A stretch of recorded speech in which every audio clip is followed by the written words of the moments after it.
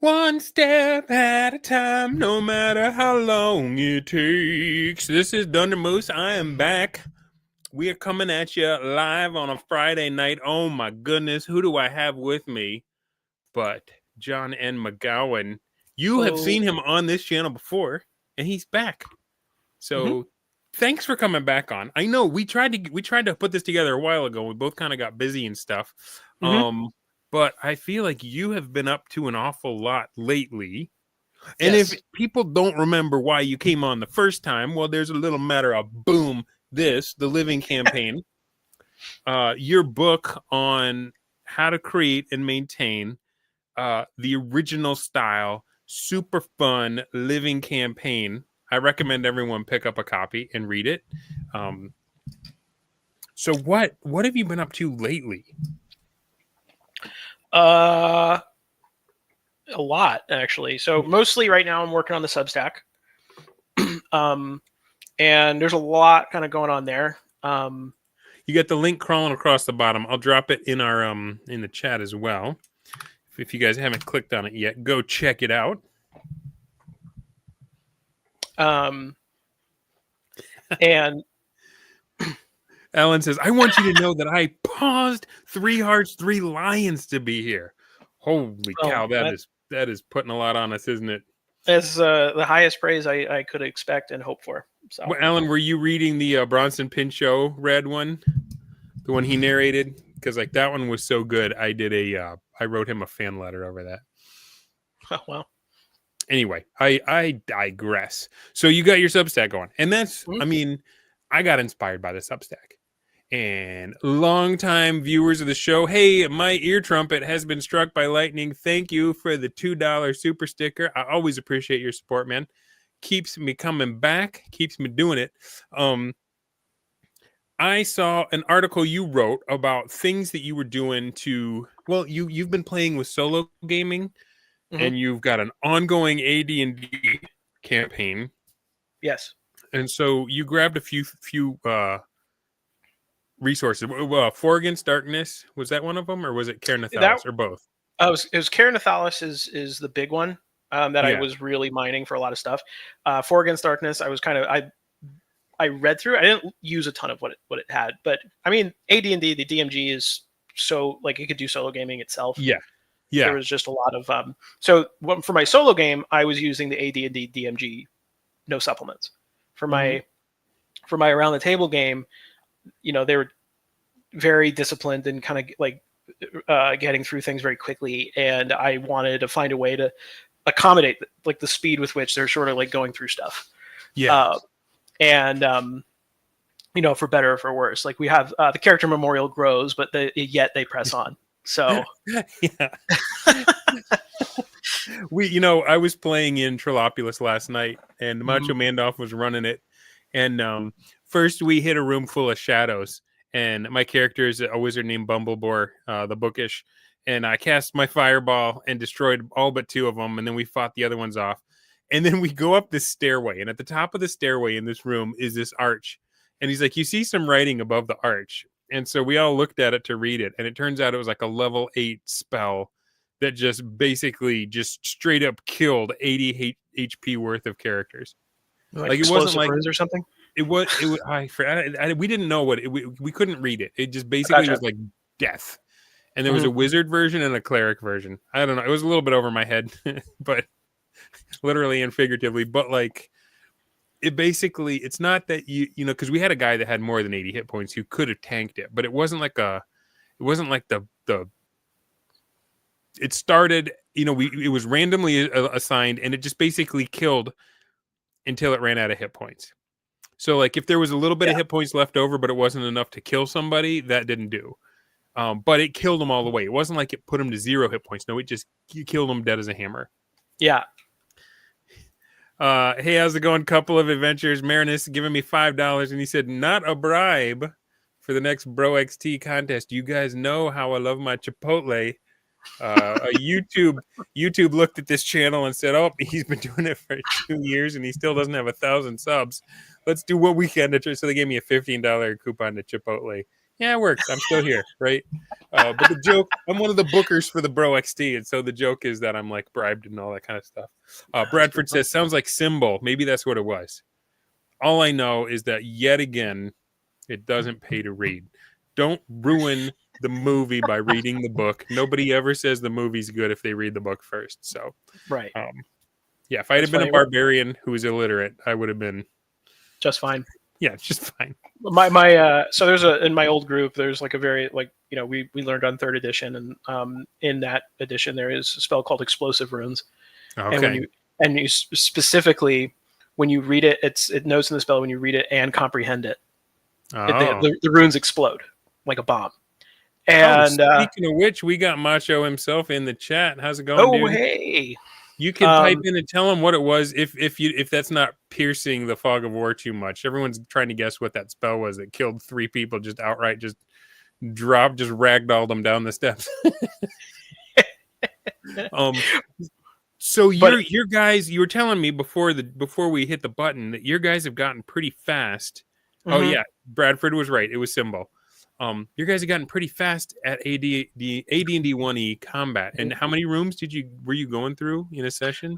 They clear. So we spent like half the session sort of investigating like a corrupt deputy bailiff. And then the back half of the session, they cleared about maybe 12 to 15 rooms. 12 to 15 rooms. All right. Yeah. So before you started doing the solo gaming thing, what was your approach to creating dungeons? So a lot of times, it went in stages, right? So first I was doing Appendix A, pure Appendix A, just ahead of time. And I really like Appendix A because it basically gives you an idea of like how big a dungeon floor should be. Yeah. Gives you an idea of like what should be there and how many traps should be there between, and then you sort of like get a feel for like how it goes. And then after that, I was sort of just designing rooms on just designing the dungeon in its completeness, like on myself. Like I just sort of sit down at the end of a work day, and it was like a nice meditative exercise because kind of go back and forth through the book, like you sort of like get like, okay, I understand what you're about to ask me to do, chart. So I'm just going to go ahead and preempt you and just kind of do something like in that vein. I feel like Appendix A is perfect, especially like you say, just for solo gaming or for when they go somewhere you didn't expect, like you didn't know you were doing a dungeon tonight and you just roll the dice and you can go. But if you just stick to zero prep Appendix A, there's a lot of weird stuff that can show up in the dungeon, but I do feel like for the most part, it's pretty vanilla. And I feel like if I think back to my most satisfying experiences, like I'm thinking of one that Macho ran where we came into this room where there was like a giant statue in it. And it was holding things in its hands, and the things had magic writing on them, and there were like magic users up on there when we were fighting, and there was all these runes on the ground, and like it was just it seemed very visual and odd and peculiar and fascinating.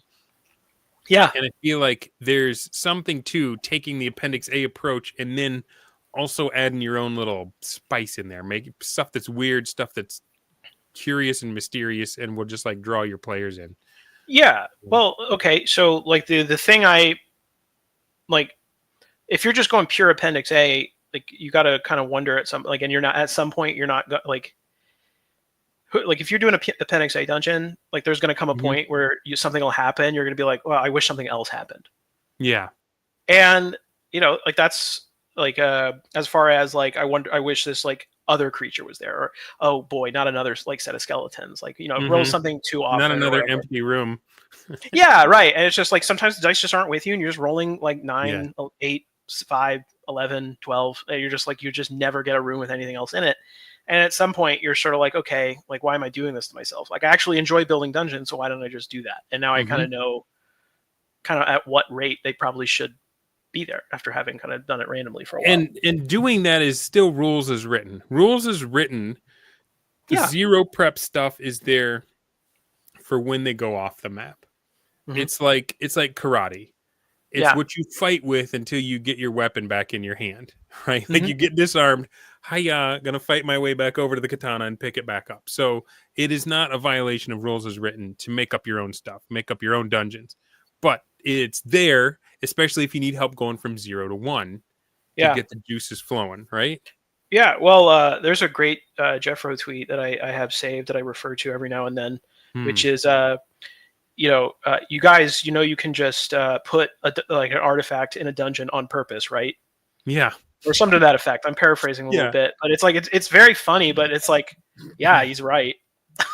Exactly. Well, I mean, especially if you know it's an artifact that one of your players wants. Mhm. Like if you have a paladin in the group, you know he is hankering for a holy avenger. I got a fun story about that. I'll let you finish, but No, go ahead. That was entirely a tee up moment. That was all I had to say. So go for so it. one of my buddies, he was kind of asking me. So my AD&D group is sort of like it's a two guys, and one of the guys, it's his wife wanted to come in, and and she's pretty good, and he asked me, is it okay if my son plays, and his son is like 9 or something like that. He's a really sharp kid, and I was at first I was kind of like, well, like I don't know, like this game's kind of complicated. Like how's he gonna do? And he's been doing just fine. He's 9, but like it's fine. But he's playing a paladin. He wanted that Holy Avenger, right? Yeah. And they found a ring of 3 wishes. So what do they do? So what they do is they decide to split the wishes, and they let him have one, and he wishes, to be holding a Holy Avenger. So what do? I teleport him to the bottom of a dungeon by himself, holding a Holy Avenger. That's being used to impale an evil version of a storm giant. Wow. So in order to get it, he has to pull it out and risk getting splattered by the storm giant. He's level 2, and he still got to get all the way out of the dungeon. That's brilliant. I love it. So he ended up wasting a second wish to get back out again. So of the 3 wishes, he used 2, but no, he pulled it out and he failed initiative. So the giant got an attack, and I rolled a 2 out in the open. Oh, and it was and he was wearing full plate. He invested in his thing, and it just whizzed right by him. Sheer dumb luck. Yeah, sheer dumb luck. He got himself a Holy Avenger. I mean, like I don't expect it. I don't think that's not going to be enough to keep him alive if he keeps doing things like that. But still, it's level 2 walking around with one of those things. He's got to be. I bet his chin was so high up in the air after that. Oh, he was doing pretty good, but I also because he, as a paladin, he released an evil creature that it was holding. The sword will not operate at its full potential until he slays it. Okay, but that's kind of what I decided would be appropriate, because it just doesn't seem right. Like I don't think a holy sword would just allow itself to be used to its fullest when it had one job and has been denied that job. Yeah, the sword itself is frustrated. It's like, oh man, we almost had him. Like it was like a paladin did something out of greed. So yeah, selfish paladin. Bradford Walker says that happened in the tower campaign recently. The dice have me do stairs that go up 1 level and down 2 levels twice in a row, and then spat out a hammer of thunderbolts. Yeah. So like Bradford, I'm thinking like when I see up 1 down 2, I'm thinking like minecart ride. Like you should put some tracks in there in a minecart and do the old Indiana Jones thing to get to that hammer. Call it the Thunderbolt roller coaster or something. I don't know.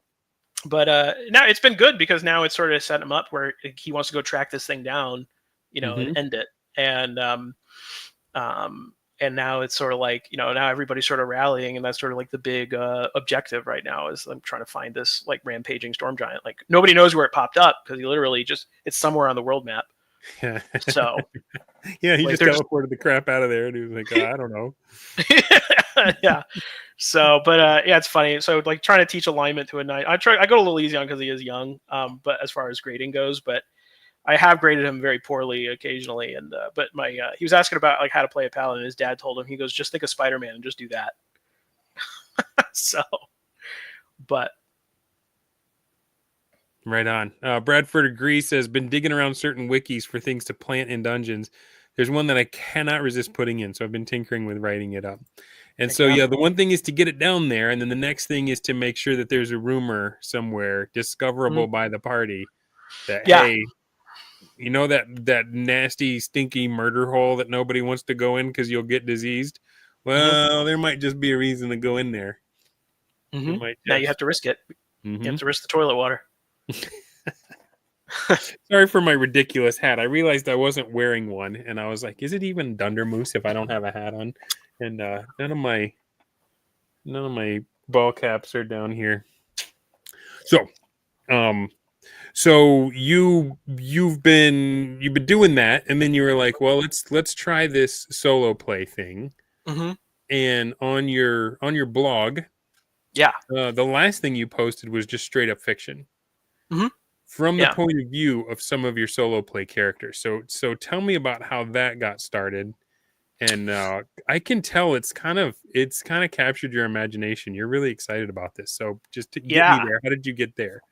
So okay, so I had this idea, like, I've written little short stories for myself, like, over the years, and it's kind of got to the point now where, like, I don't want to be like, I don't think I'm like the next, big deal as far as like authors go, but at the same time, like, like I could tell like a coherent story, right, and I can Hmm. string a sentence together, Not something and everyone can do. right.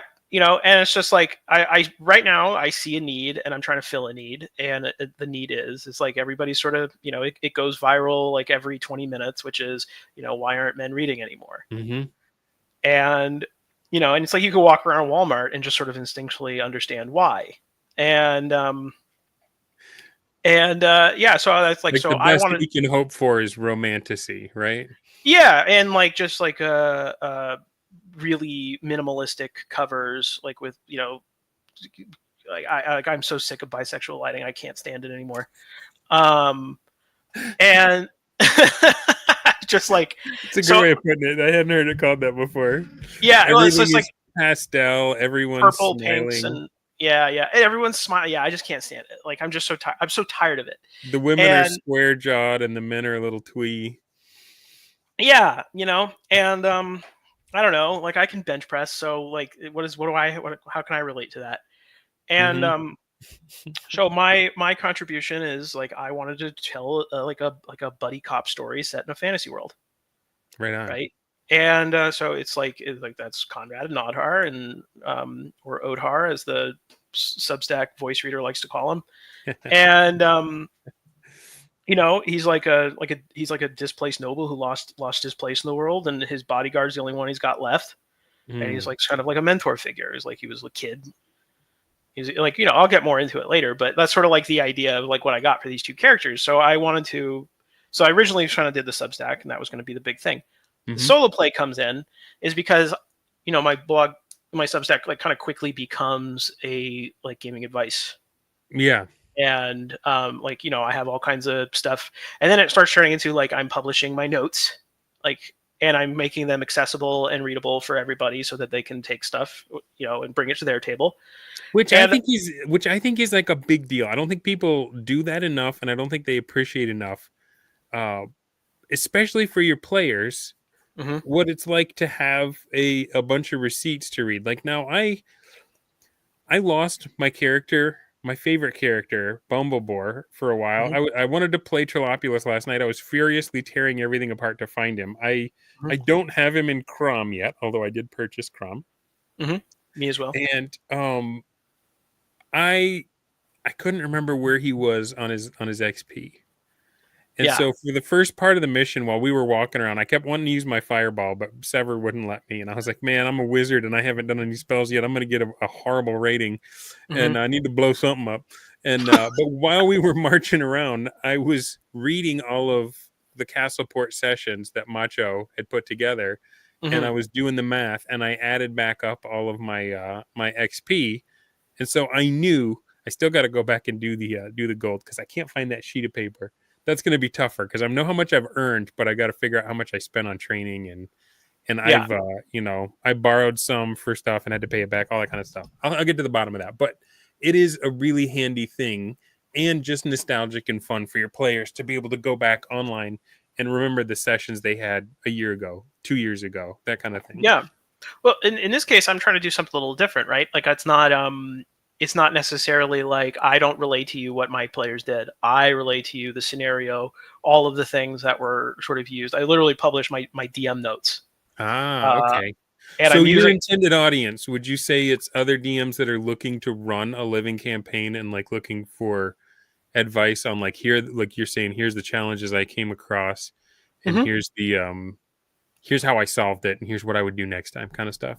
Yeah, yeah, and things like, things I did wrong or things that I've changed my mind on or Hmm. things like that. Like generally I reread my book recently because like, you read a book, you publish it and you sort of like you forget. You're You know. too close to it. Right. It's hard to hold at arm's length when you just put it out. Yeah, and I must have I mean I've read my, I edited my book, I did it all myself. I must have read it like 100 times. Like it's not an exaggeration. It's probably pretty Yeah, close to yeah. what it was. And but I went back, I recently reread it, and because I was wondering, is like, do I stand by everything I wrote down? And so far, the answer is yes. Okay, good. Let me know if you change it because I got a red pen right here and I can start crossing off. It's Like such enough chapters. Yeah, paragraph 4 on page 39. Just doesn't work. Doesn't work. Tear it out. No, I'm pretty happy with everything in it, and so with the caveat of like, I wrote the book basically to adapt a living campaign to different rule systems. Mhm. So I would say that since then I've been playing AD&D, and AD&D sort of does this stuff like out of the box. Yeah. Like it sort of does it naturally, and so I found that I'm a lot less conscious of what I'm doing when I'm playing AD&D, or maybe it's just becoming like instinct at this point. Like it's just so practiced, Well, you yeah, know. and I think that's where a lot of it came from. Like Hmm. it's just baked into those rules. Like if you read all of them, right? Like Yeah, not the ones that everyone just learned as kids and then jettisoned the rest. right. Like one of my favorite quotes of yours is when you pointed out that in the encumbrance rules lead to domain play. Yeah. That the reason to have a castle is because you can only carry so much, and if you get rid of that one rule because nobody wants to be bothered to capture all that stuff on a sheet of paper, um it's a load bearing rule, and you have Hmm. taken out a whole pillar of gameplay that you didn't even realize you lost just Hmm. because you couldn't be arsed to write stuff down. Yeah. Well, and like, okay, and this is something that like, this is a thing that I've kind of come across, like, on X and like all the different things, and it was um people sort of like game theorying their way into like why it's doesn't work, Yeah, and which is like always very frustrating for me. And my only response to that, I don't argue, I don't try to like logic, because it's like yeah. I can sort of like make any, like, my only response to that is, I'm sorry the simulation in your head was unsatisfying. and That's and that right. is the That's right. only reply I have every single time I just copy paste it. It's like it's so rote at this point because it's just, I can't picture the apple turning in 3D, so there's no way those rules could possibly work. yeah. And it's like you just sort of like do that and you say that to me, and it's like, okay, man, like fine, like how am I going to convince that person, and why would I want to? Yeah. Say, And why do I want to go? Why do I want to surf on their waves of cognitive dissonance? yeah, like I mean, either you know I, they made it very clear that they're not interested, and that's fine. Like I don't like but I'm still not like, I'm not going to try to make them interested. I Yeah. learned at a very young age I can't make other kids play with me. You Hmm. know, so it's like as an adult, like I think that sort of still carries. So that's why it's like I don't even get mad at them. It's just like, okay, like kind of, it is a little annoying, like when it comes, like when it kind of pops up, and then I have like a fight in my comments about it. But Everybody likes to make declarative statements, and yeah, nobody likes to get curious and say, "All right, show me." Okay, prove yeah. it. You Well, know?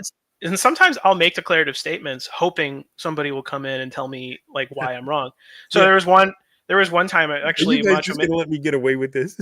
Yeah, and a lot of the time they will, and like, but at the same time, a lot of time they won't. And there was my favorite example of this in recent memory was me making declarative statements about AD&D and -10 like hit point death.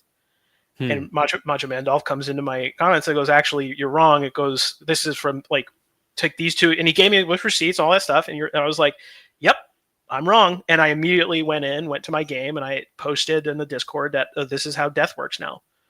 And it was about the what is it? Optionally, you're unconscious and dying at -1 to 2 and 3, and if the blow that took you down takes you to -4, you're dead. Yeah. Or more, you're dead. But if you're at negatives, like you're at 0, -1, 2, or 3, then you're unconscious and you could bleed out to -10. Yeah. is sort of is what he told me, and he came with the receipts, and I changed my home game because of that. So Well, there's something to there's that moment where it can feel like a rug pull, where you thought you yeah. knew what was going on, and Hmm. then somebody says something and it seems outlandish and strange to you, and you have the choice to just like go with that feeling and double down and Hmm. then eat crow later, or be like, okay, this person is saying this for some reason. Either it's a Yeah. good one or a bad one, but I need to know why I am so sure about the one that I am. Yeah. Yeah. Well, and that's what I say. Like I make a declarative statement on X.com, and generally I don't make declarative statements. I make declarative statements when I'm sort of spoiling for a fight, Yeah. and I don't spoil it for a fight for the love of fighting. I spoil it for a fight because, like, I want to make sure, I want to see if my understanding's airtight. Yeah. Um, Well, part so of it's iron sharpens iron, mhm. and So part I'm of not it like, is. go ahead. Oh, go ahead. I was just gonna say I'm not like mad. That's the Yeah. point. Like, I'm not doing it. I'm not mad when somebody corrects me. It's like that was the whole point of me saying it in the first place. Part of it is X is just fun to argue on. It is, yeah. Like I've been ridiculous online because I've been so stressed out. I've had so much to do this week, and I keep getting put on the spot. And I, I was just starting to post things where I was like purposefully getting quotes wrong and that kind of thing because Yeah.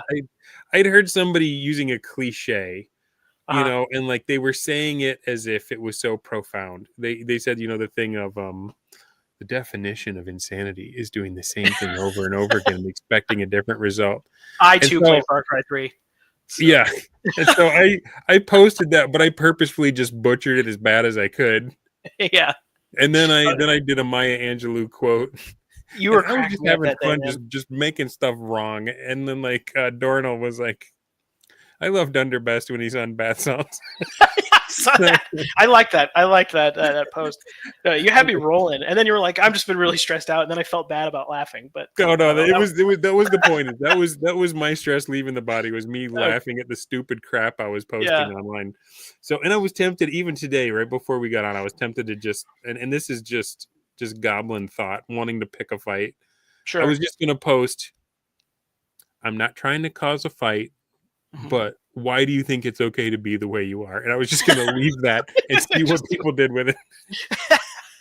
I no, so it's funny. So I am I try to be very cordial and polite on X, like, which is or really anywhere. But this isn't because like I'm like afraid of fighting or afraid of, like, I don't know, of any of that. It's just sort of like, I don't know. I managed. So there was a point, in my early to mid 20s where I was like managing teenagers, right? Okay. And when you're managing teenagers, you're basically, the only thing they understand is like the boot and the fist. And so it's like I'm dealing with these good old boys where you're just sort of like, if you're not ready to fight, like they'll bow up to you. They Yep. go to their full height, they puff their chest out, and it's like some of these guys are like a foot taller than me, and I'm just like, oh my god, am I gonna have to like try to like buck break this kid like right now? And You but want at to the do the same, Gurney Halleck, where you just like poke him in the gut with the tip of the knife and be like, "It's the slow blade that penetrates the shield."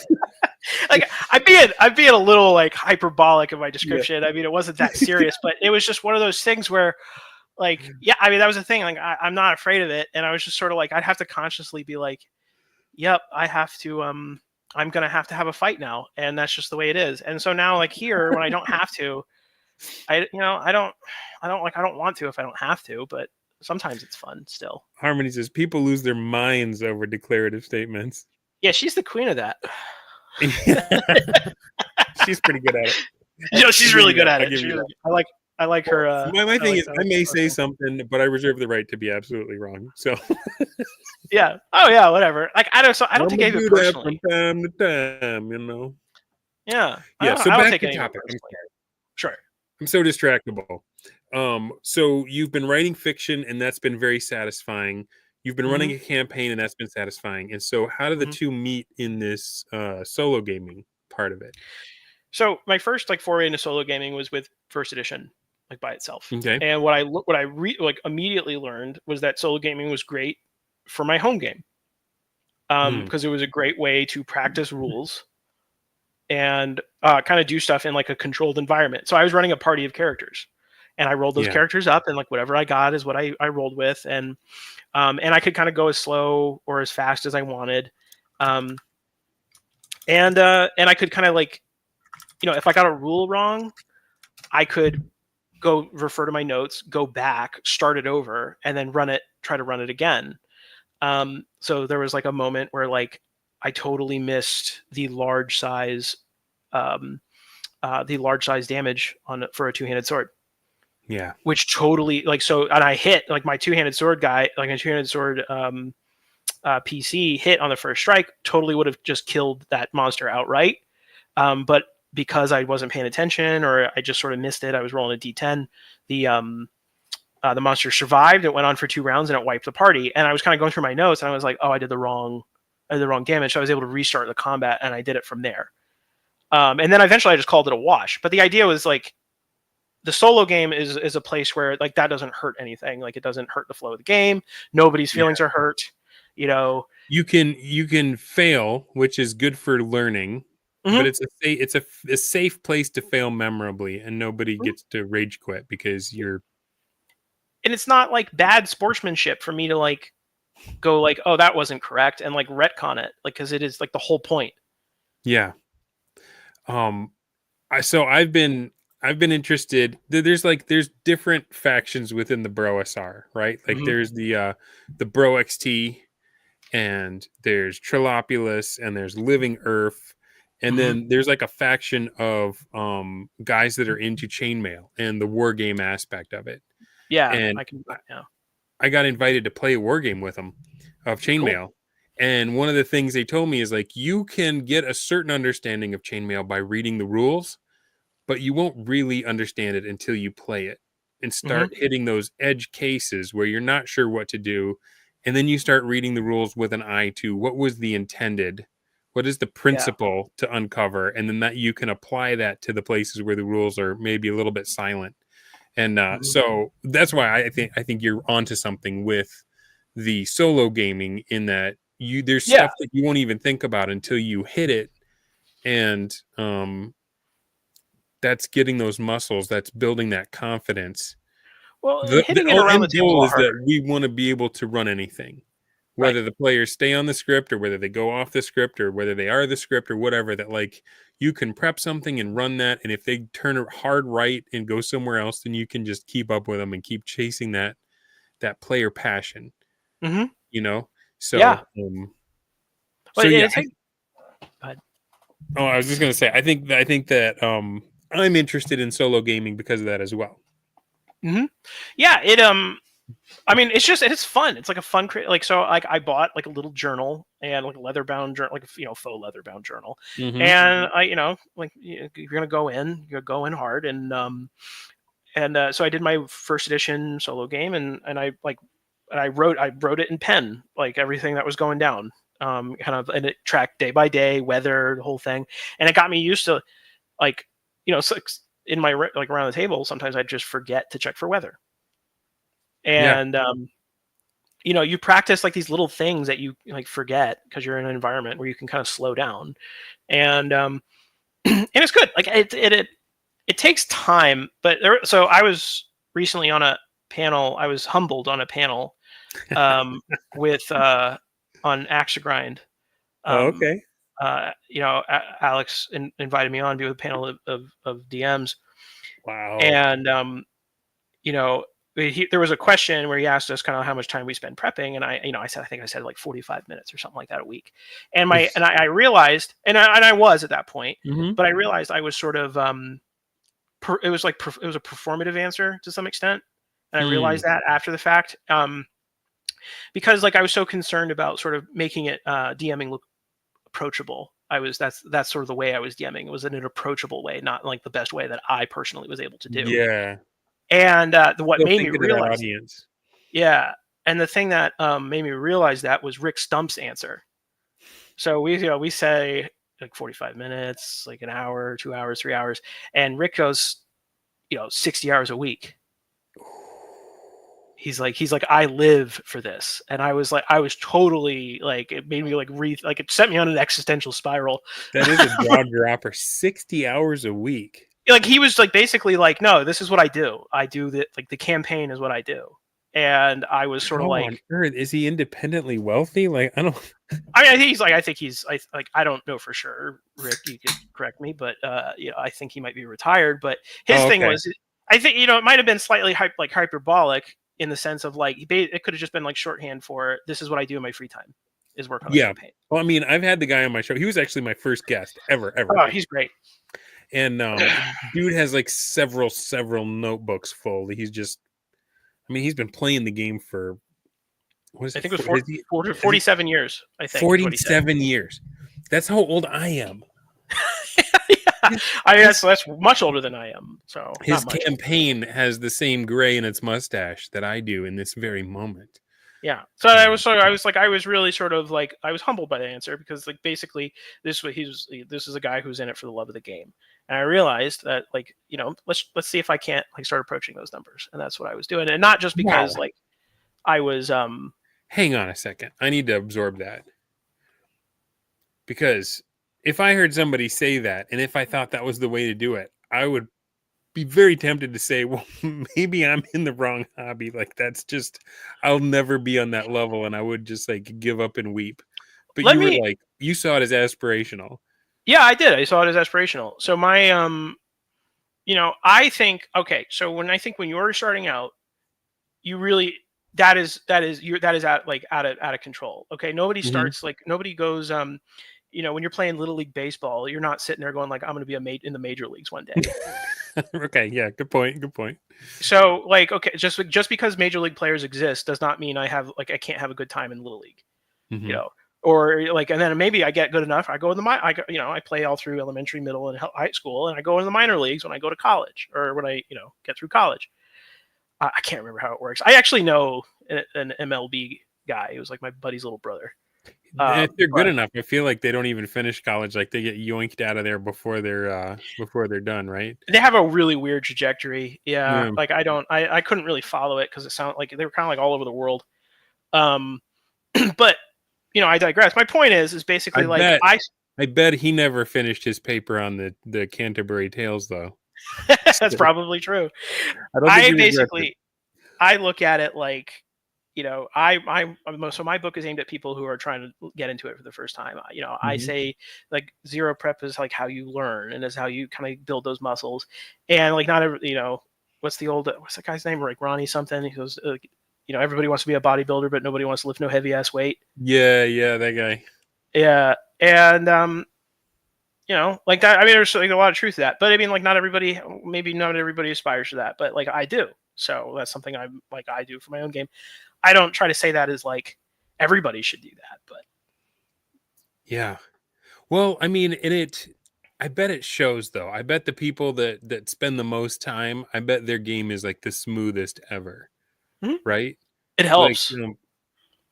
Like game night is the serene swan gliding across the surface of the lake. Yeah. And like the week leading up to that is the little orange feet paddling like mad under the surface. Oh no, I'm doing it now too. I'm doing the actual cliches. Somebody mock me. Somebody savage me on X for doing the cliches myself. I just caught myself. They're cliches for a reason, Dunder. The definition of insanity. Somebody mock me. Put me in my place. Yeah. I apologize. It's been a long week. Go ahead. You were on a roll, and then I just barfed all over it. Let's do this. No, you're good. So I mean, that was basically my point. It's just like I don't want to discourage anybody from being a DM, but it's just also like if you are a DM and you're looking like I don't think it's wrong to aspire to something higher, and that's basically what to be like to truly master something. And that's basically what I think Rick sort of succinctly put across when I said 45 minutes and he said 60 hours. So that is a heart-stopping moment. Yeah.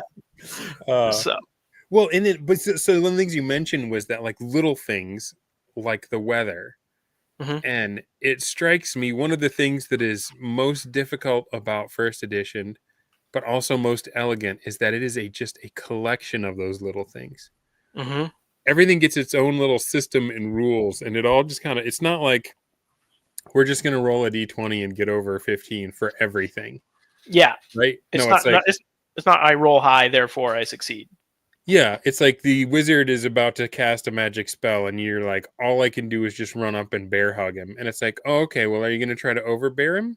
Or are you going to try to pummel him? Or are you going to try to grapple him? Hmm. And it's like, oh, what's the difference? It's like, well, how tall are you? Well, how much do you weigh? Yeah, And it's like all of that plays into it. And it right. turns out if you are fighting a powerful magic user, sometimes the best thing you can do is just hit him with a pile driver. Yeah, actually, one of my guys, one of his henchmen got butchered by orcs that were much weaker than him because the orcs held him down Yep. and cut him up, and so now Yep. his character All you memorial need says is butchered by you orcs. need one to grab him by the knees and one to hit him at the shoulders, and then all it takes is a goblin with a knife just going. Yeah, yeah, just like in There it the goes. plate, like the gap between the plates. Yep. So yeah, that's how the cleric went down, was under a swarm Oof. of orc warriors. So Just got um, Boromired. yeah, I also charged a ogre, and the fighter henchman got crunched in the first hit, so he killed outright. Uh-oh, Alan says, consider yourself mocked, Moose. All Oh, right. you We'll got something to see. look forward to when this is over. That's right. I gotta come up and coming. All right. So as you've been playing this, and this is the post before the fiction, as you've Hmm. been playing this solo game, you Yeah. started having ideas based on some of the thank you, Cyrus. Some of the mechanics you're using and stuff. So talk Hmm. about that a little bit. So I was kind of looking around, and because like my players are going so fast, like I was sort of looking at it and going, like, I was slowing the game down. It was slowing. It was intolerably slow to roll for rooms. So I Hmm. started looking at it, going like, okay, like there has got to be a better way. And I buy systems to kind of look through them, right? Mm-hmm. Like I read Tony Bass's Ancient Wargaming, Nice. which has like I've read it a few times. I actually really adore that book, but that has like a system in it. It's a war game, but it's and then you have like I read For Against Darkness. Haven't sat down and played it myself, but I've read it. And then I got another solo game, and because I was on the solo game kick, I wanted to sort of beef up my knowledge. I got Cair Nathalis, Mm-hmm. and I read Cair Nathalis, and Cair Nathalis is all about exploring an infinite necropolis.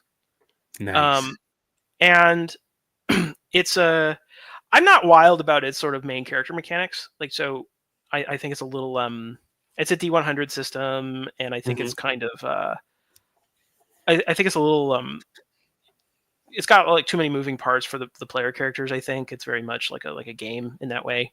Mm-hmm. Um, so like that part doesn't like excite me very much. But the thing I was excited by was the exploring of the necropolis.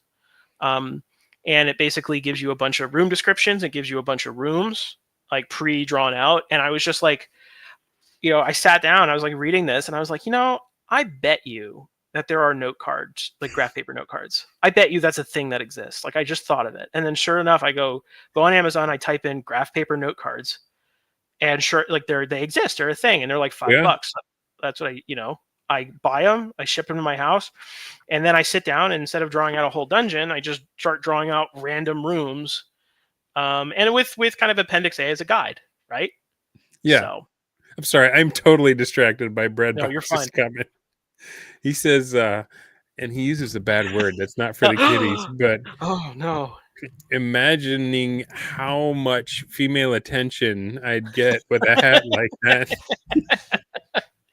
Look, isn't that called peacocking or something? I'm not sure. Yeah, But baby. Mrs. Moose, the lucky lady. Yeah. Um, My wife, it does not work any charms on her with this on.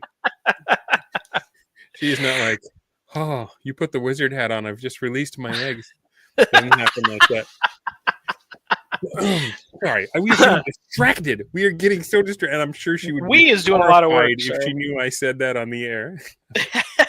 I may have more than one come up and I may have more to answer for than just my cliches. That was probably fine. Sorry, where were we? What were we talking about? So I was talking about my graph paper note cards. Yes, the graph paper note cards. Yeah, I So, gotta say the line. I gotta remember what was on the thumbnail now. But oh anyway, yeah. go ahead. So I just bought some graph paper. I can't remember the thumbnail either. Yeah, hold on. I gotta say it so I don't make a liar out of you. Thank you. Truth in advertising on the That's Dunder right. Show. Anyway, It's hard to find the thumbnail when the show's live because it doesn't I show know. up, right? Oh my gosh, this is terrible. Anyway, this is the amateur hour over here. Let's. So I just got Hey, it doesn't 3x5 get much cards with better grids than on this them. on my show, guys. I did it. So I just got 3x5 cards with grids on them, So I just got 3x5 cards with grids on them. and that's what I did. That's what I did. So I anyway, so that's like, so instead of drawing out a whole dungeon as sort of my nighttime activity, I always draw like 10 rooms, Hmm. and then like in corridors because it's both, right? So how many? Because I know in 4 Against Darkness they have a few pages of those. It's almost like the dungeon geomorphs, and some of them are hallways and some of them are rooms. But they use a D66, so you've only get 36 options. Caernathalis is a D100. You get 100. Okay. Yeah. So that does take a while to draw all of those. And do you just draw one of each, or do you have like stacks of different kinds? So Do you so for a shuffle test them? run, I didn't want to spend like a ton of time building out like all these rooms. So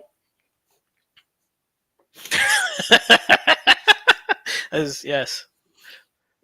Dang it, Breadbox and Erudite, I just taken a sip of water. You guys are gonna kill me tonight. And I don't think I missed your little quip there either, Ultra Mage Hand. Do you see what we have to deal with? I am trying to keep a show together and keep us on task. You guys know that I'm distractible, and then the chat's doing this to us. That's why I'm very easily distracted by the chat. So I'll check back in periodically. I'm currently on private chat, so I can't see the things. Okay, all right, cool. So you got a stack of these grid 3x5 grid cards. Yeah, and that allows you to recreate the D100 rooms from Caernathalis. Yeah, like I'm not necessarily like 1-to-1. I sort of draw them as I want to, right? Okay. So what's the point? Like, cause but on a test run, you can actually buy Caernathalis' rooms is like a deck of cards. Oh, nice. Okay. So that's what I did. Like I just went ahead. Like I mean, they're doing all this. Like they did all this stuff. I like to, what is it? I don't like to try to do stuff for free. You know, Yeah. like I try, like they put together this game that I'm like pulling a lot of stuff from, so I'm going to toss them like a couple extra bucks. Like that's right. how I feel about it. So, and that's exactly what I did. So that's what I'm using their deck for my game right now. But then eventually I'm kind of going to get tired of it and I'm going to do my own. But okay. So, and is their deck just one of each, and then you just shuffle them and you get what you get every time you flip one off, or do they have multiples of each? It's a big fat deck of 100 cards, and you shuffle them, and sometimes you draw a corridor, and sometimes you draw a room. Okay. And then you roll a D100, and it gives you a room description. Because maybe I'm thinking of the 4 Against Darkness one where there's only 36 possible, and yeah, it does like a combination of things, right? Like I can't, or it does like a combination of factors. They're both random. But rolling it gives you the chance to have duplicates, whereas drawing cards means you're always going to get something fresh.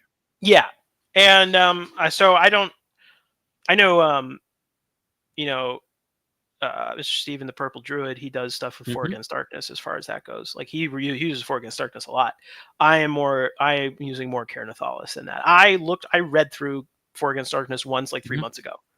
Okay. And so it's like some of its mechanics are sort of have been lost to the ether of all the other rules I've sort of taken in that time. Yeah. But no worries, man. That's the one. I got that one recently. I was inspired by your Substack. So, and we were talking about this before the show too. So I went to a bunch of stores and I could not find those grid based 3x5 cards. So I got them on Amazon. Yep. And for some reason, and this is something we have in common, I got obsessed with having a pen that could use brown ink to draw on them. Yep. I don't know why it needed to be brown, but I know why I needed mine to be brown, but I can tell you.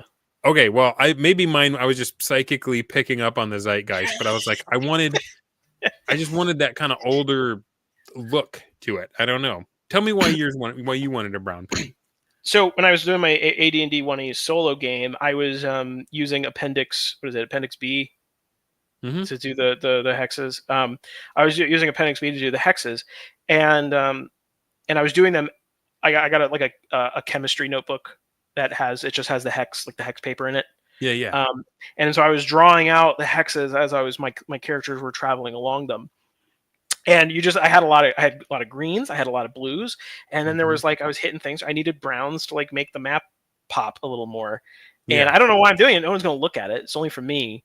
But I just I desperately need a brown because I need to be able to draw earth colors. I need Yeah. something to differentiate it from foliage. Is yours ink, or is it because mine's a gel pen, so that's not Yeah. ideal because gel can smear. It's not indelible, water will make it run. But No, I have a gel pen, unfortunately, as well. And I don't know, do they even do brown pens? I have no I idea. don't know. I mean, Because I looked and if you get a what are they called, a fountain pen, and you get the India ink, you probably could. But I do a lot like of the work. way a gel pen glides, so I Yeah. guess I can't complain too much about it. Well, and it was for nobody but me. But Mhm. so would it bother you if I put in a link to one of my example adventures? Not at all. Throw it in the private chat, and I'll make sure everybody in the public chat can get that link as well. Cool. So I like We're to. capitalists here at Dunder Moose. We believe in buying stuff that's fun. So this is I draw I don't know, so I've been sort of releasing kind of old school style modules, and on Substack, that has been the articles I've been releasing lately. And that's not necessarily I'm not trying to be a replacement. I do not want people to run a whole campaign based on my modules. I am basically trying to give you something you put in your game, but also sort of learn maybe how I like to do it in a practical sense, not necessarily in a theoretical sense. My book is theoretical. If you read my book, you theoretically understand how I run a game. If you read one of the things I'm putting out here, I'm trying to envision it basically Keep on the Borderlands, which is these are training wheels. You are not meant to get addicted to these. Mm-hmm. And so they promise at the full, you maybe you are in the Lone Islands, but Aslan's country is just over the horizon, right? Yeah. And I give you my notes, and I make a kind of presentable and readable. And that particular one is just a short adventure one of my players ran through. He bought a piece of property, got a bunch of mercenaries together, and decided to go to war against an orc warband that was sort of camped out there, exploiting the locals. And so, and I kind of walk you through basically everything that he went through, Cool. and the forces he was up against. And I give you a map. I give you a full map, and your brown pen, a brown pen, reminded me because I did the entire map. I inked it in the brown pen and scanned it onto my computer, so you get a nice hand-drawn map in there as well. But anyway, let me share this while we're talking about it. I probably should have grabbed it a while ago. You're all good. So here we are, the cave lair of an orc warband, and it's a quick cave system dungeon. Man, that art is awesome. Just lopping his noggin right off. Yeah, so the Basic Expert has a lot of kind of Creative Commons stuff. I'm happy. I was kind of using that, kind of give him credit, and all that.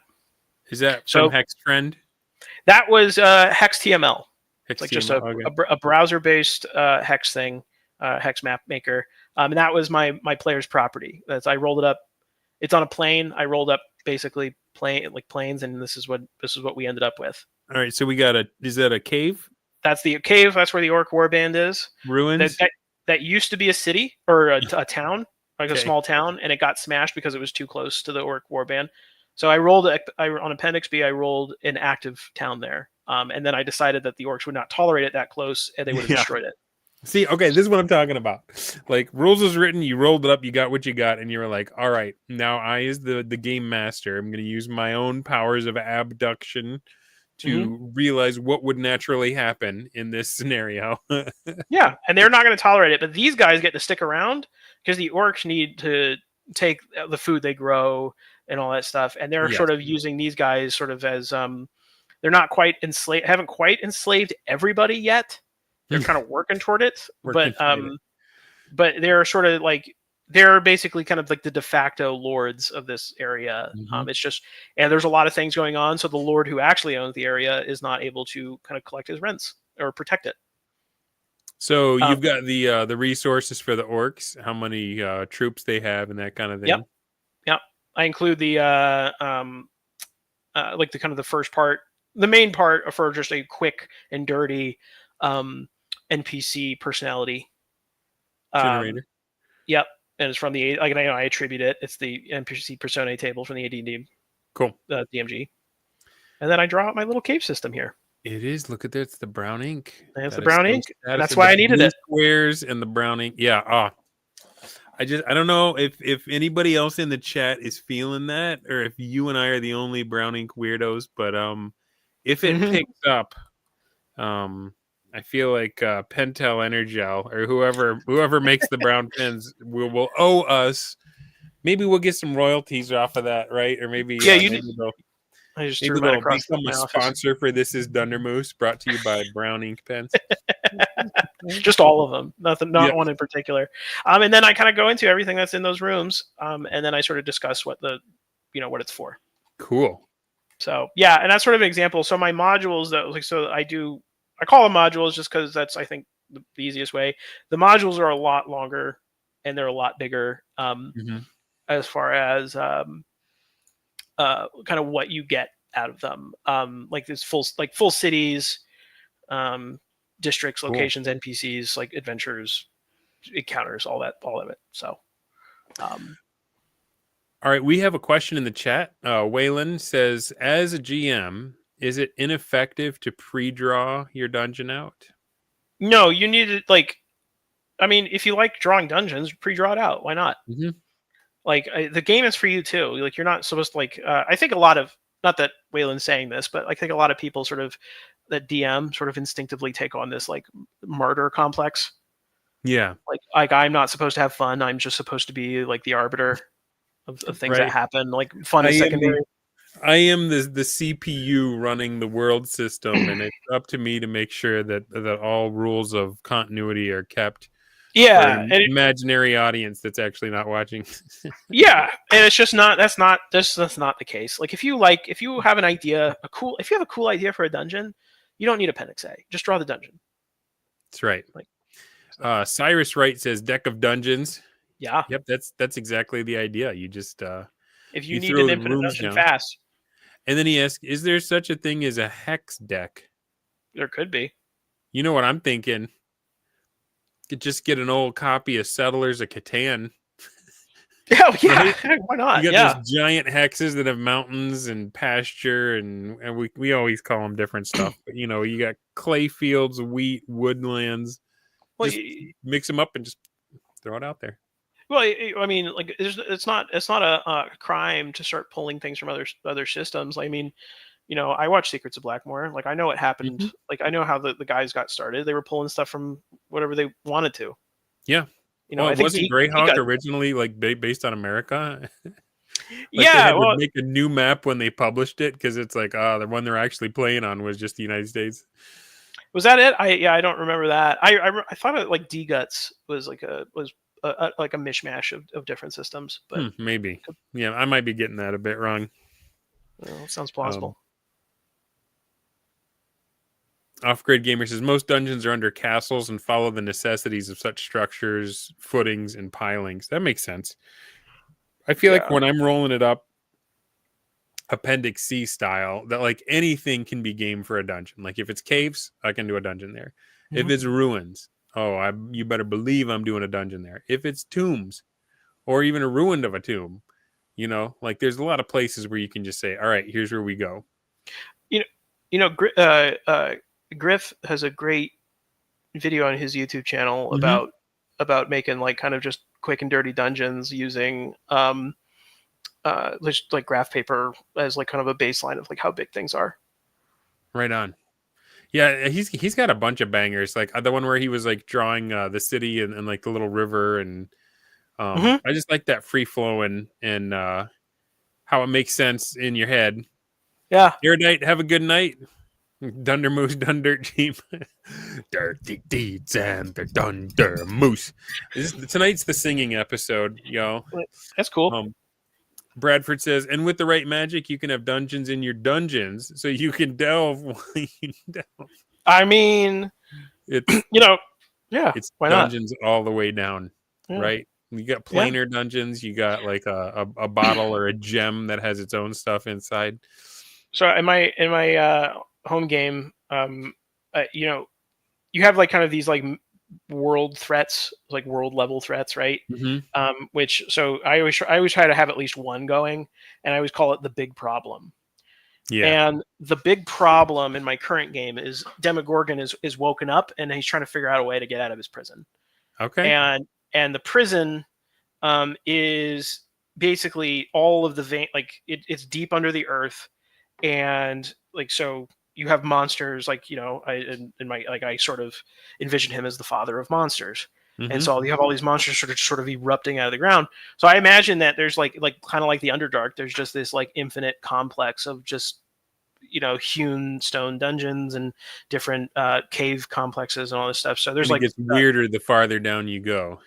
And I do envision like so you dig far enough in my campaign, you sort of do get to like a mythic place of weirdness and terror. Yeah. And that's why. So anywhere would really be a dungeon if you just you pick a spot and start digging. Mm-hmm. You'll probably hit something that'll try to kill you. So. Well, that's. So what is like the most important? Like what order do you put stuff in the dungeon? Do you just roll and see? Okay, well this is a room. Like for example, when you're playing with your players, you just flip them a card and you say this is what's next. Do you just hand it to them, or you show it to them and make them draw it? So I have the deck behind my screen. I don't like what is it? I keep the screen, not because like I would be fine rolling the open. I like the screen just because I could put all the rules up so I could see them very quickly. Yes. Well, and if you're playing rules as written, there's certain things you can roll in the open. Yes. And there are certain things that you're told not to. Like what? Right. Like what are the things you don't want to roll in the open? Thief skills. Thief skills. Listen at doors. Like for anybody really.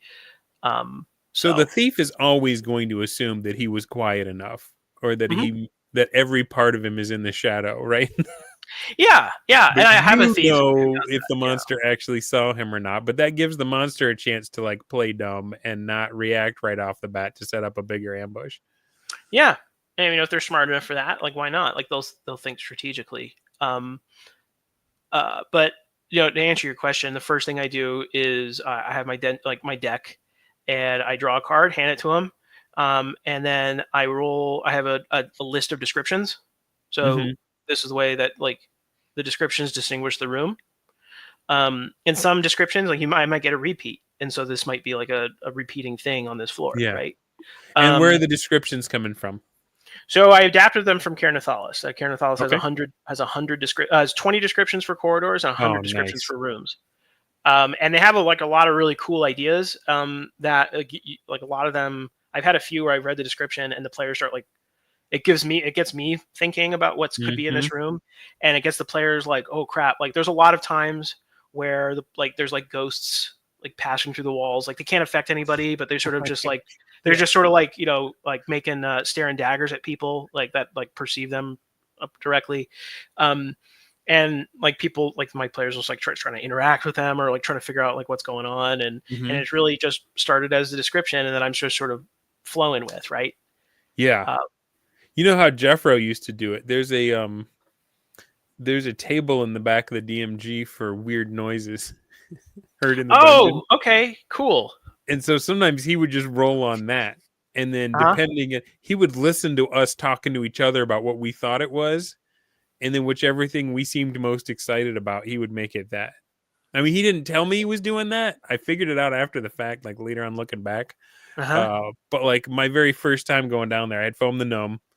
And I was like, I think I'm, because I was the thief. I was like, I think I'm supposed to listen at the doorways. I was like, hey, I'm going to listen before we just charge down there. And what do I hear? So he rolls and it just comes up with hooting. And so he tried to do like a chimpanzee kind of sound, but I thought he was doing an owl. And then we were like, well, what could that be? And I was like, hey, is this a burrowing creature? Because gnomes can speak the language of burrowing creatures. And we all got excited about burrow owls. And so then he was like, yep, that's what's down there is a burrow owls. And it was just like, it was amazing. And it takes it takes a GM with, like, first of all, humility to do a sound and have it totally be misinterpreted by everybody, and they all get excited about with the wrong noise. Yep. But confidence in yourself to say, yeah, there's a menagerie down here, and there's a bunch of large burrow owls that are like in an exhibit, and I don't know, that's where the magic is, guys. You're not trying to match it to a script or an already written out thing. You were just like cruising on the just the pure wave of player interest, and you don't get there unless you've either played a lot or unless you've put the reps in with these solo games, or you know, practiced out with your own stuff with maybe solo games is the way to do it, or built up the muscles through zero prep play at the table, where you're just rolling the and you're like, it's going to take as long as it takes, but I'm going to get faster and faster at this. But solo play can be where you get your book control, where you know where the random tables are, you can flip right to them, and you know how they work without reading the instructions, and you can just go. Well, and beyond just mechanical mastery, it sort of teaches you like improvisational skills as well. So like, you sit there, like something happens, like, I roll at the I have 4 players at the table, or 4 player characters that I'm solo running, and I might just I don't know, I might I roll like an event or something happens, and then I have to sort of interpret that event, and then I'll write it in my journal about like what happened and why. And it sort of teaches me like a story and like a reason for being sort of like begins to manifest. And that's sort of, you could take that skill and bring it to the table too. Ultimately, I like, it's fun. Like, and I actually, like people play, it's better than solitaire, right? Yeah. People play that. So like, I don't know. Like, I feel like there's a mindset that you need, though, that you need to keep while you're solo gaming. Because you can get into like, well, I'm just going to speed through this. Because I was playing 4 Against Darkness. And I realized, I was just like, okay, next I got this kind of room, and it's got this in it. And okay, I got to fight. So these guys will fight up front. I was speeding through the rolls because I wanted to build out the dungeon. But I was like, this is not helping me become better as a DM. I need to be taking time to sit back and see the room first and then start to describe it. I need to be also practicing those skills of storytelling and mastery of the moment. And this, I think that's a good place as any to go, tell you that, like, so that's sort of, that exact thing was what I started trying to figure out, was how I figured out how my fiction was going to tie into the gaming. Excellent. Yes. And because I like I said, like I think we were talking off screen, or maybe I said it on stream, I don't remember, but it's hard to remember what was the pre-show and what's the show. Wait till we do the post-show, and then you'll be like, oh man, what did we get on the air? It's funny. But the Substack, I originally started the Substack basically to be just a place for me to put my fiction, and that was basically it. I maybe my original vision for it was to have like mostly that and like a little bit of gaming, and the table immediately flipped where it was mostly gaming and a little bit of fiction. Yeah. And then I realized the fiction doesn't really fit with kind of what people subscribe for. Yeah, once you get that audience, and then you're like, okay, am I going to lose them if I go in this other direction? And the answer I decided was yes, I was going to lose them. And not, what is it? It's not necessarily about like the losing them that I'd be like butthurt about. It's more like it's just not, it's not helpful. And like the whole point of me doing this again is for the love of the game, right? So I needed to find a way to tie my fiction into my hobby, to make it a part of the hobby. And that's when I started dabbling in solo gaming, basically as like a, Scudder for Mike seems like he's having a good time. And, Steven is having a great Oh time. yeah, Purple Druid is amazing at that stuff. He loves it. Oh, he's a real like bright guy. So I mean, well, yeah, there's me, myself, and Die. There's yeah. Fox Off. So yeah, and that's what I decided. I was like, so I basically was like, I'm going to go ahead and turn my short story. I'm going to make it I'm going to put it under an umbrella. So I'm calling it Tales Under the Imperial Sun. All right. And the first sort of group of stories in that is going to be Conrad and Odhar, which is the the bodyguard and his charge, and it's sort of like a mentor-mentee relationship. And and so the first 6 chapters are basically it is a pure novel, and then I'm writing out chapter 7, and I gamed out chapter 8 already, and now it's just a matter of putting them together in a narrative. But all right, well, I got a couple questions spring to mind. Like, have you heard of other campaigns actually becoming media? yeah, I mean, yeah, it happens, is my understanding. Yeah. So I'm thinking there's a game called it was the Japanese kind of take on D&D called Wizardry. Yep. And they did a whole movie of that. I started watching it on YouTube, and I don't know if I got taken down or what, but I can't find it. I'm like, I got to watch the rest of it. What am I going to do? It happens. There's Record of the Lodos War is a 1E campaign. I believe it's actually basic. Like is that BX. A basic one? I think it's BX. Yeah, I think I could be. I watched a documentary. I actually watched a documentary on it like last month. Okay. But... there's Goblin Slayer. Yep. I think that was BX for sure. So it's like there is a pedigree of this stuff actually working as a story. But my next question: if you're solo playing and Odhar dies, I got to figure out what to do. I got to figure out what to do. Fudge the dice on that one? Are you like, I can't lose him? I don't. I don't, because it's exactly why I rebranded it under Tales Under the Imperial Sun. Okay. Because if Conrad and Odhar die, that's the end of their story. Okay. Or if one of them dies, it's sort of the end of their story. I mean, that's taking a risk, right? It is taking a risk. Was reading Conan, and in the 3rd episode, he gets gutted like a fish. Yeah. Like, well, and there's a few things. This is the Valyria show. There's perhaps like, I mean, that's like they're both their names are in the title. Like, I would have to figure out what I would want to do with it. Yeah. And that's kind of why I call it. I told you this off stream, but I call it the highest stakes solo play game currently on the internet. Yeah. Because I commissioned that art that is on their banner. You are invested in this story, come hell or high water. Yeah, and Christopher Kantz was the guy. I commissioned him for the cover art of my book, and I commissioned him again for my story here, because he's a nice guy, and he's a professional guy, and he works fast and his quality is just superb. He's an excellent artist. On. So, but I don't haggle with artists. I like artists, so I just sort of I pay them. I'm happy to I pay on time, and that's what I like to do. But I don't want to get into like the nitty gritty of that. But my point is I am invested, and if they die, I was like, they had a fight in chapter 7, and I was literally sweating bullets at my computer desk. I have my dice. I have my dice here. That's the thing. On the one hand, you don't want them to die. Yeah. Because you got so much invested. But on the other hand, you don't want them to be timid, because then that'll make for a bad story. Like, so you were just right there on the hairy edge, my brother. I'm doing it. And so there's a thing that one of my buddies, he's playing a fighter, right? And he just hit level 7.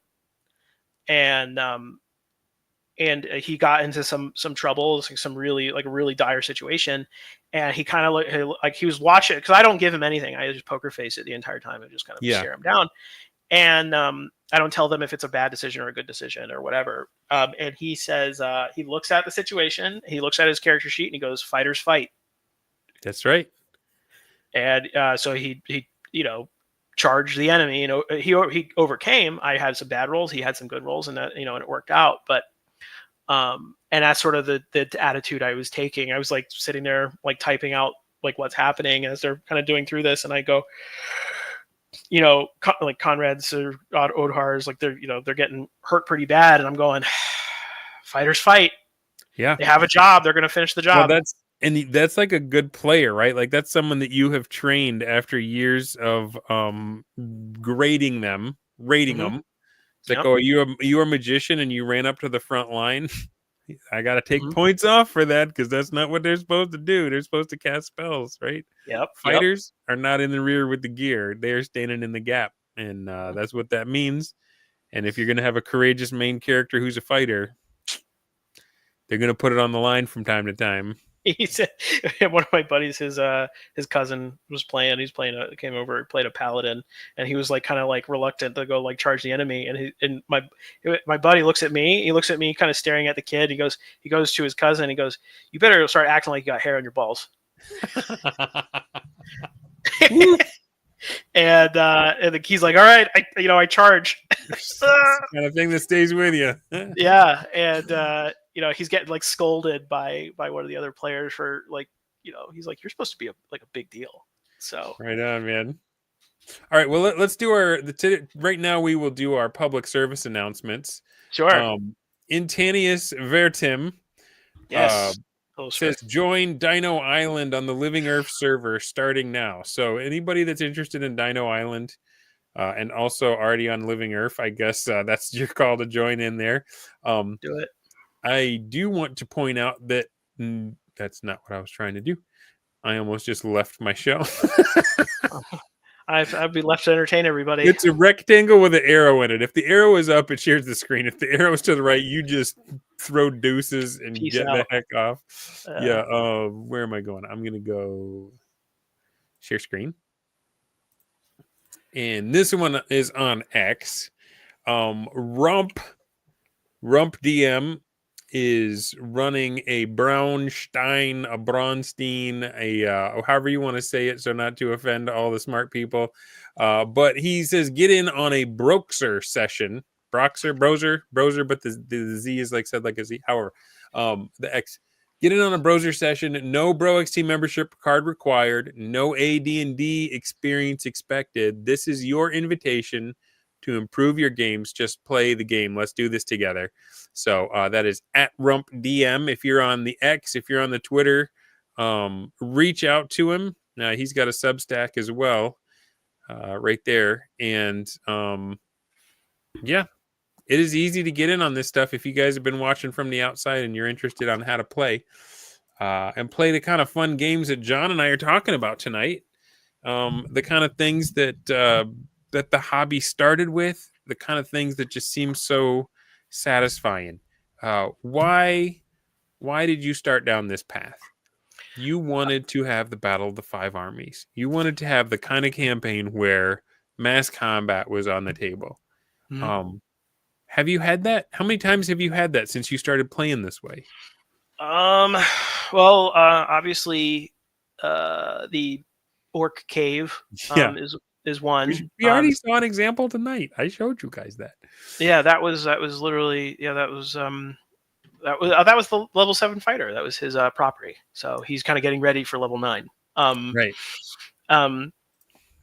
And so yeah, I had that one. I had a big fight where like a neighboring noble tried to press a claim onto a different player's property. Mm-hmm. That was a fight between like a force of 700 versus a force of like 250 on the player's side, but they had more spellcasters. So right on. And let me think.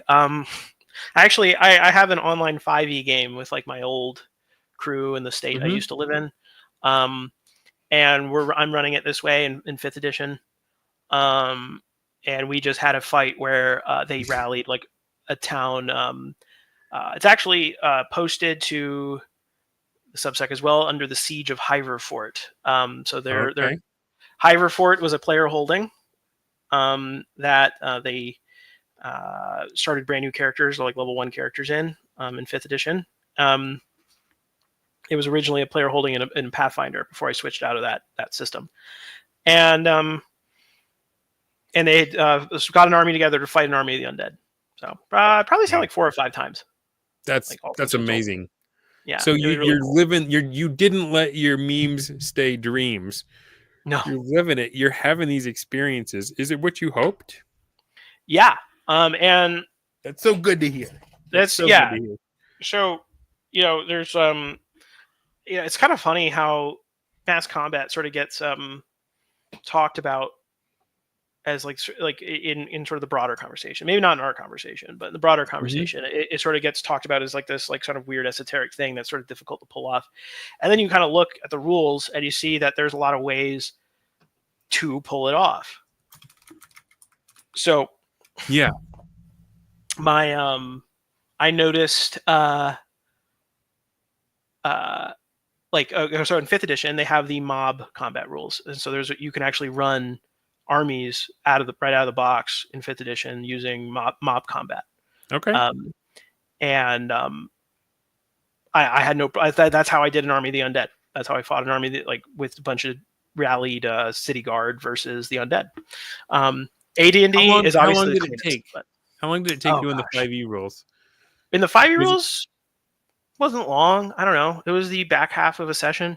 Okay. I did a lot of so I put that we game for on Tuesday nights from 8 o'clock to 11 at night.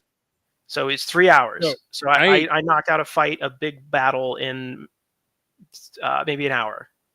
So it did not feel slow at all. So I have a confession to make about 5e. Mm-hmm. So today, I told you, like, this week has just been crazy as far as like my full-time job and my side hustle and everything else.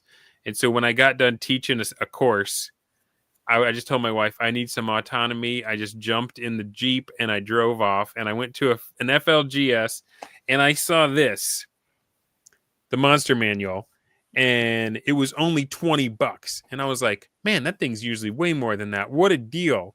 Mm-hmm. And I didn't realize. It's in Spanish? It's in Spanish. It's the Monster Manual.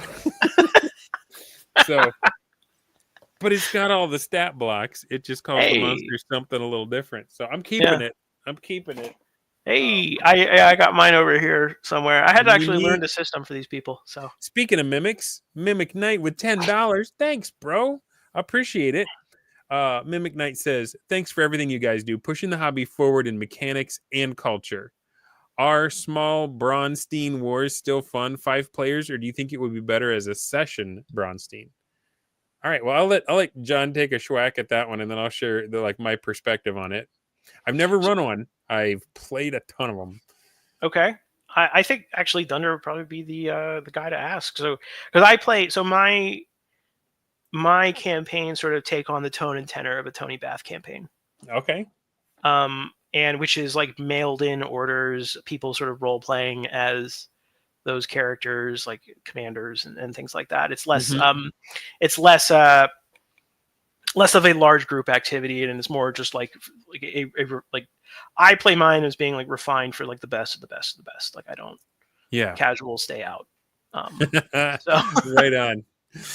So I would say I like the number 5. I think I talked to Jay Letourneau about this.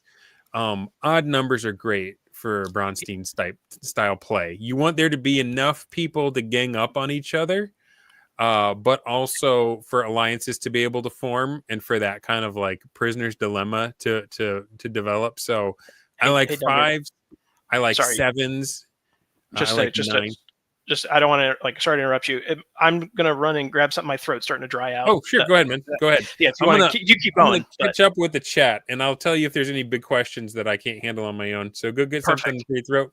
But yeah, Mimic Knight. I like 5s, and sometimes they're wars. Like the very first one that I played in was the one that Jeffro called the Battle Braunstein, and it was basically everyone maneuvering around, and it just led to a big battle at the end. And you'll find that they have those points of conversion at some point in the night. 5 players is perfect. I think you're going to have a blast with that. I want you to do it, try it, see what it's like, and I want you to tell me how it went. I'm curious. because the thing about this Bronstein style play is that it's anti-fragile. Like you're gonna if you're running it as a DM and not as a player, you'll probably feel overwhelmed and like you lost control of the reins and that it went nuts. But your players will love it and they will be dying for more. And you're in good company if that happens, because that's what happened to Wesley the first time he ran actual real Braunstein TM, the real one. So yeah, thanks again for the $10 and great question, man. Let me catch up with the chat. So I'll save that one for when John's back off grid. But Black Lodge Games throws out Hell March. Alchemic Raker, I had him on the show recently. He's one of those guys that is like a genius on chain. He's a genius on chainmail and on AD&D 1E. I think he's read the DMG like 4 times. But Wayland Occult says Black Lodge Games getting Hell March for Bloodmore. And Black Lodge says, have you read the warfare rules in Axe yet, John? They came in like yesterday or the day before. Okay. So you have them, you haven't a chance. I have the Judge's Journal and the Monstrous Manual, and I'm having to wait a long time for the revised rules. So I went ahead and bought the poplar slipcase. Yeah, no, I wish. I went ahead and bought the. I didn't save up my lunch money fast enough for that. Yeah, gotcha. No, I bought the POD revised rules just to have them. But then I'm like, as soon as the Imperial imprint, the Imperial imprint's too nice not to have the complete set. So, right on. I'm gonna buy all those books twice. So one for the table, one for reading. I like to sniff them. Yeah, they're great. That's what I say. I was kind of like shocked at the quality of them. I said they're the nicest books I own. Period. So yeah, but yeah, I am going to read. I'm very excited. Off-Grid Gamer had a question. Said, I need the audiobook for your book. I bought it off Amazon. I've got way more money than I have time to read. My lifestyle largely occupies most of my time. 2-hour commute to the city. Just saying. Any plans for an audio version of your stuff? Either living campaign or your fiction? If I can learn how to do it. So I'm a one-man show, right? I didn't do anything. I didn't have anybody helping me. I didn't have like any just of that, whatever you do, don't get that 11 Labs African American super dry voice that's in all those ads that I hit on YouTube where it's like Quinn was delivering condoms and caught his girlfriend and he turned into a vampire, and I'm just like, what the crap? I'm trying to listen to a podcast. I got kids in the car and you're gonna drop that crap on me. If I had to do an audiobook, I would do it with my voice. You would have to you get it from the man himself. So rock on, man. Like that was the way I would do it. So people are asking, like, you're the first person asking me about it, so I didn't think there was like an interest, but maybe I'll look into that. I was getting a lot of like inquiries about the ebook, and I had to learn how to do that because that's actually a whole different process. Oh yeah. So if you want someone whose voice sounds like Kermit the Frog went through puberty twice, I could give it a shot, man. I've never done an audiobook. I mean, can you say a sentence without slurring? Then I think you'll probably be okay. But I don't know. I don't think I've done it yet, but maybe if I practice my enunciation. You have to enunciate. Yeah. So Black Lodge thinks that that Hell March would work perfectly with Bloodmore. I actually just picked up Cults as a Hawk. I'm very excited because, like I said, the big problem is Demogorgon, and Demogorgon has a cult. So well, you're gonna get some nasty cults with that book. I'm excited. They're like deeply evil people in my campaign, and I watched a review about it today. So I'm kind of aware of what I'm getting myself into, and I think that's perfect for what I need. So look forward to it. Yeah, Mikey the Goat Cat said, "I'm surprised it doesn't burn Dunder to the touch." It does, though. It burns like a chili pepper, like a ghost powers pepper through on my skin. Incapacitating. I think so. 5th edition, I think, has a bad reputation based on its player base, and but the rules. If you actually read those rules, like there's an okay game in there. There is, and if you read the DMG, a lot of the fun stuff that's in 1E is in there as alternate or optional rules. Yes, and it's also the Temu versions of those rules. But yes, it's That James says, Ed Dunder, I got an orange spine PHB at the con 2 weeks ago for $30. That is a smoking deal That was a really on good on deal. an original player's handbook. While it wasn't in Spanish, it does have mildew.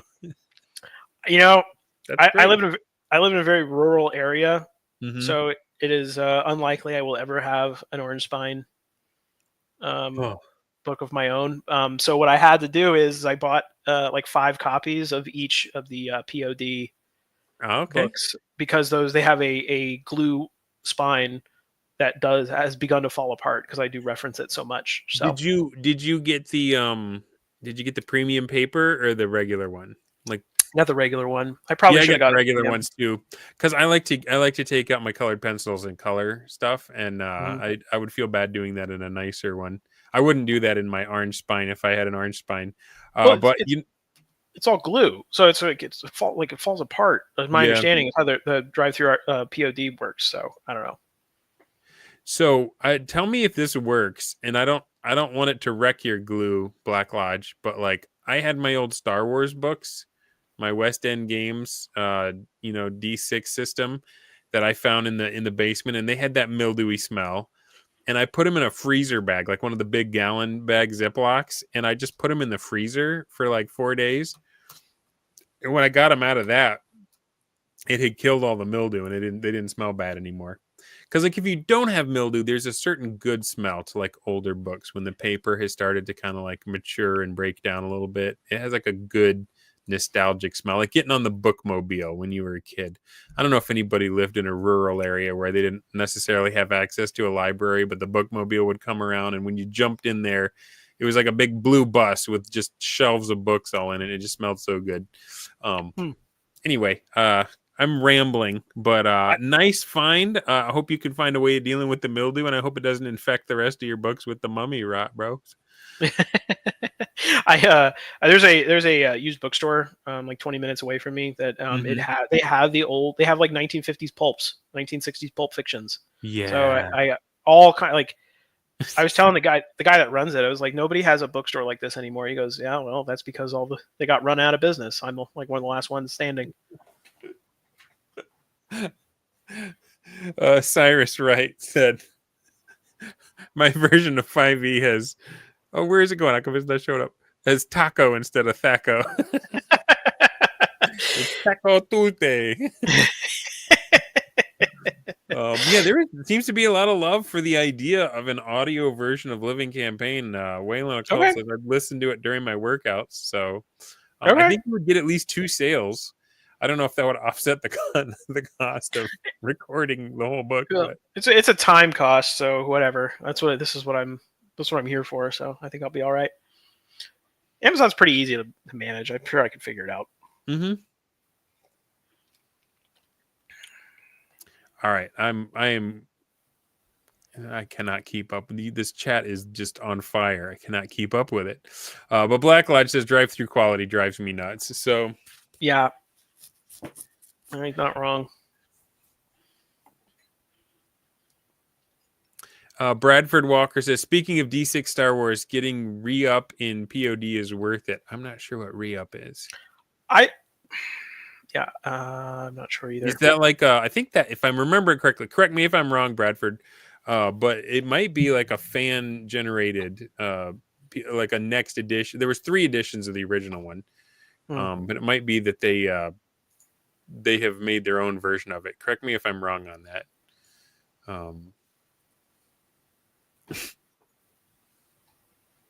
I don't. I got behind. I don't know what the candle scent is. Maybe it's. I think you're talking. I hope you're talking about Bookmobile and not mildew. Oh, right. So I was inspired by. I showed you this. I got this the Griffin saddlebag. I liked the idea of handing out cards for the rooms, and then the idea of instead of rolling up random treasure, like if it did roll up a treasure, I would just flip them a card. Say, here, you found this. Staple it to your character sheet or whatever, and just give it to them, and they can have it. Yeah. What other little areas have you noticed once you started focusing that way where are the places where gameplay slows down? And have you thought of any other little tweaks or hacks like your grid cards that could speed it up? Um. So, I would say maybe the only other thing I could think of is encounters, Mm-hmm. like figuring out encounters. So, I in the overworld, I will use Appendix C Mm-hmm. because I mean, first edition's encounter tables are unmatched. There's nothing like it. Yeah. They like it's by biome, and like in the way like the math of that game sort of works out is like everything is sort of manageable. Like even if manageable means running away, like you Mm-hmm. still have options. Like you're very rarely like screwed, Yeah. unless you like kind of choose to be screwed. So yeah, I love those encounter tables for Overland. So I no notes, just use those as they are. However, when you go down into the dungeon, what I do is I will pre-roll maybe 6 encounter types, Mm-hmm. and then I'll just have a smaller encounter table because like I think that's fine. Maybe I'll hand play something that kind of goes beyond that. I'm not sure, but it's sort of like based on the dungeon. But yeah, instead of kind of combing through those and flipping back and forth between like the pages to get from like, okay, I'm going to roll a d20 to figure out the relative table I have to go on for this floor. Okay, it's it's table 3. Flip over to table 3, roll on that, and then go. You find 3 bugbears or whatever. I can't actually remember what's on table 3 at the moment, but I wonder if you could do that even with your grid cards, right? Like turn them sideways and Mhm. just pre-roll up a bunch of level 3 encounters, fill it out, and then have your own stack of that. So if they do roll, is it a 1 or a 2, or like is it only ones on a d6, or is it a 2 or less that they're rolled? It's 1 on it. So 1 on a d6 is usually denotes an encounter. Mm-hmm.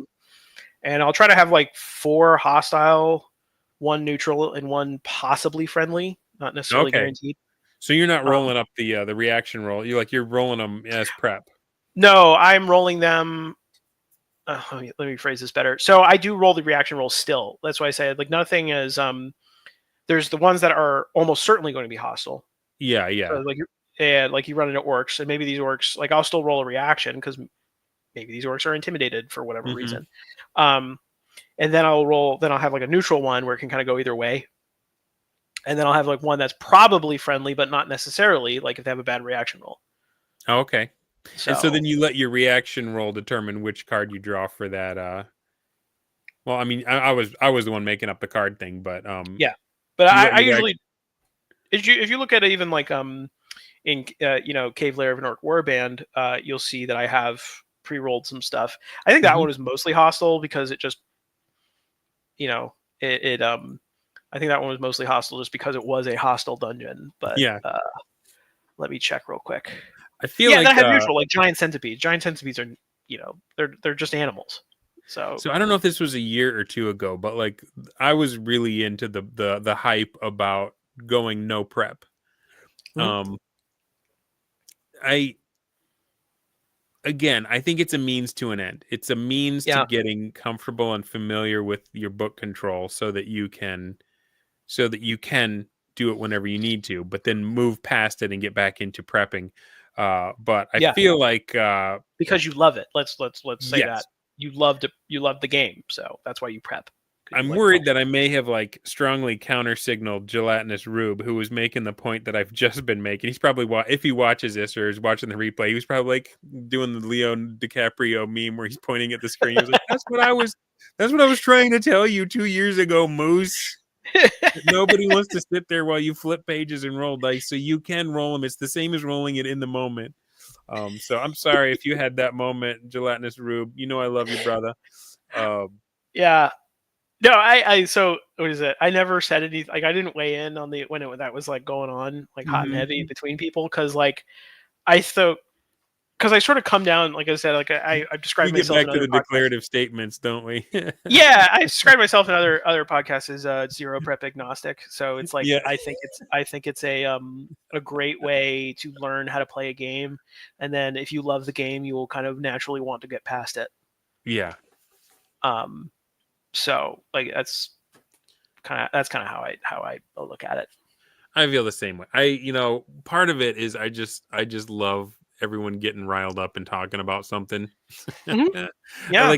After that, I remember I was like trying to get one going where we were having an argument about high hard boots versus low soft ones in the 1E PHP. I'm actually really interested in this. Tell me more. Okay, well, so you've got two different types of boots. You got high and low, and then they've also Yes. got the hard and the soft boots. And I was thinking, if you had high soft boots, those would be comfortable. But man, it would take a long time to get them on and off, especially if like your legs were sweaty or wet or something. Yeah. And Yeah. like the low soft boots would be comfortable and they'd be quiet if you were trying to sneak, but they might not hold up on a long march. Yeah. So then, like the low hard boots is pretty much what everyone wears now, or cowboy boots or whatever. And then I was just picturing thigh high hard boots and like what would be the benefit of those. So, and I was just like, I can't remember which supremacy I was, if I was a low hard boot supremacist or what, but I was trying to get everybody riled up, and I think only Dirty Rob was the one that like got into it with me. And Fluid the Druid also posted a hilarious picture. I don't find that.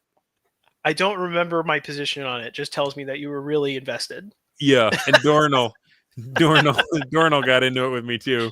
But I was kind of like having a laugh at the whole everybody argue about RPG things too as well, because I mean, at the end of the day, the Venn diagram between the Broasar and the OSR and all of those guys is almost, it looks like a vaporwave circle, right? Like there may be a little pink on one side and a little teal on the other, but like, yeah, that's a great way to pretty describe close. It. Yeah.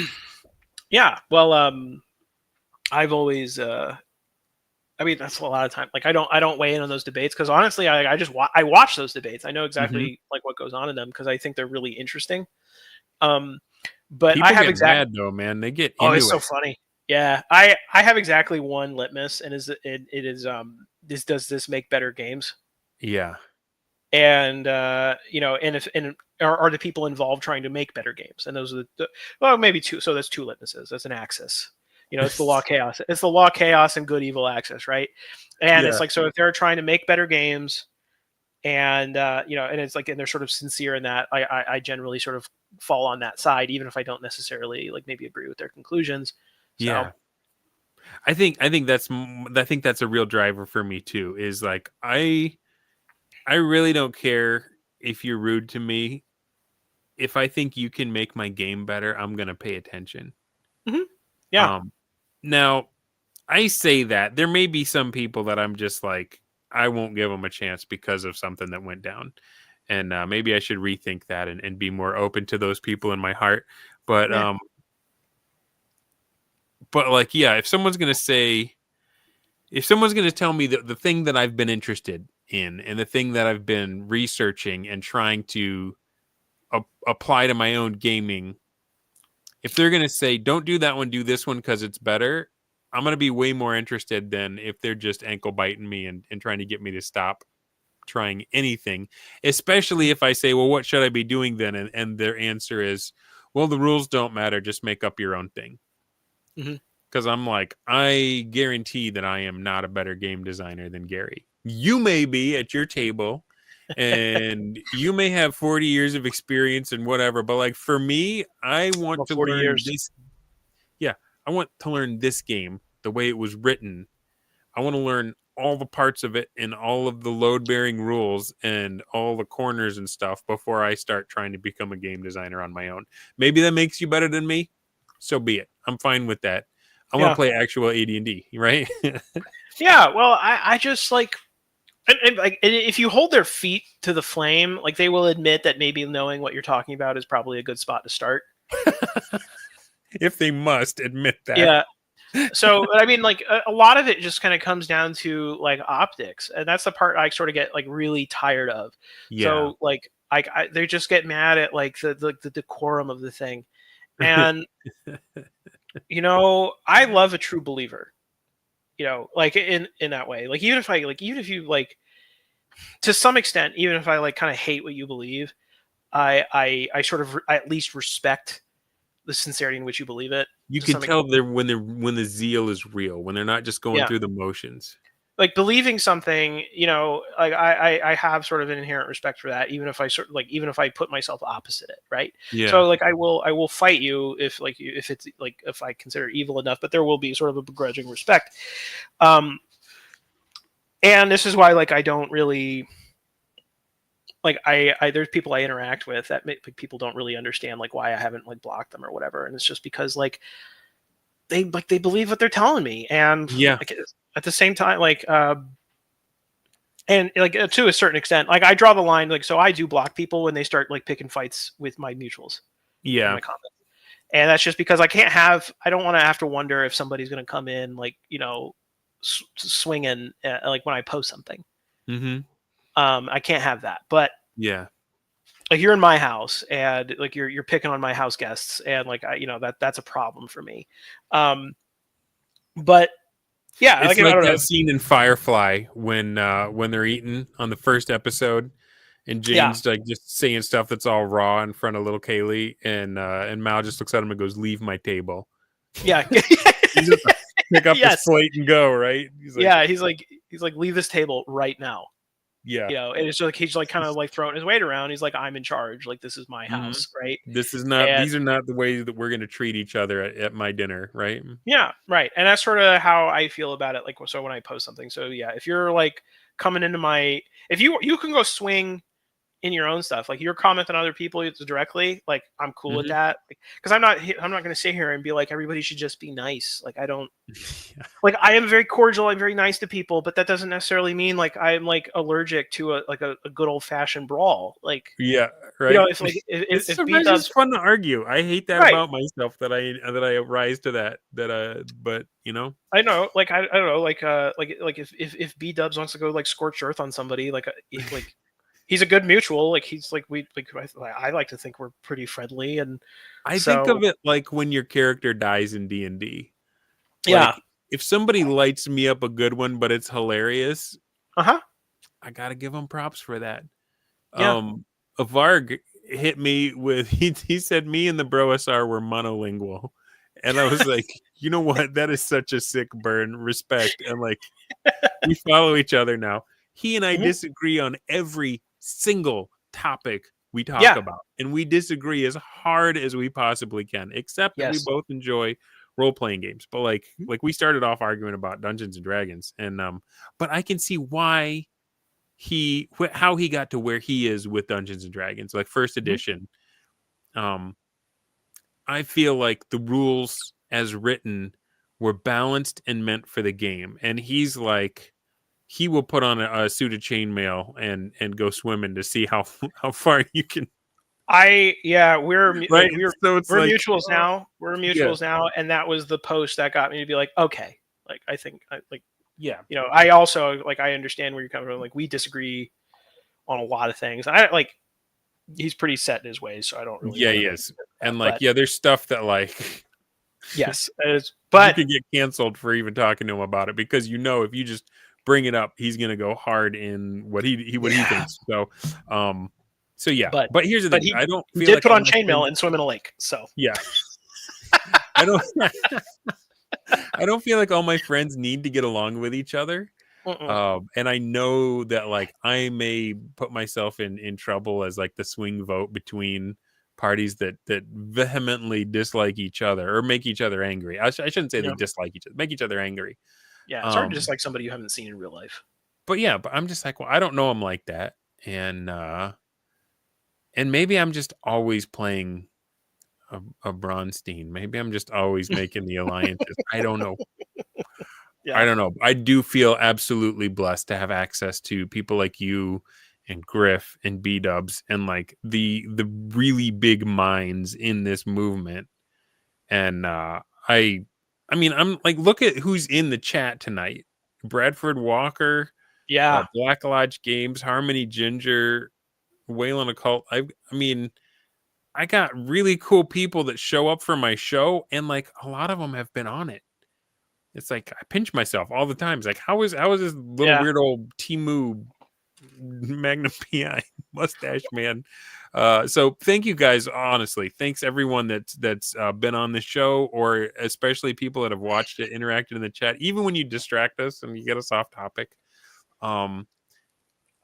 The perspectives are being shared, and whether it's by coming up with something you hadn't considered before and it changes your game, or something that you just patently reject outright, but it makes you more solid in what you already believed.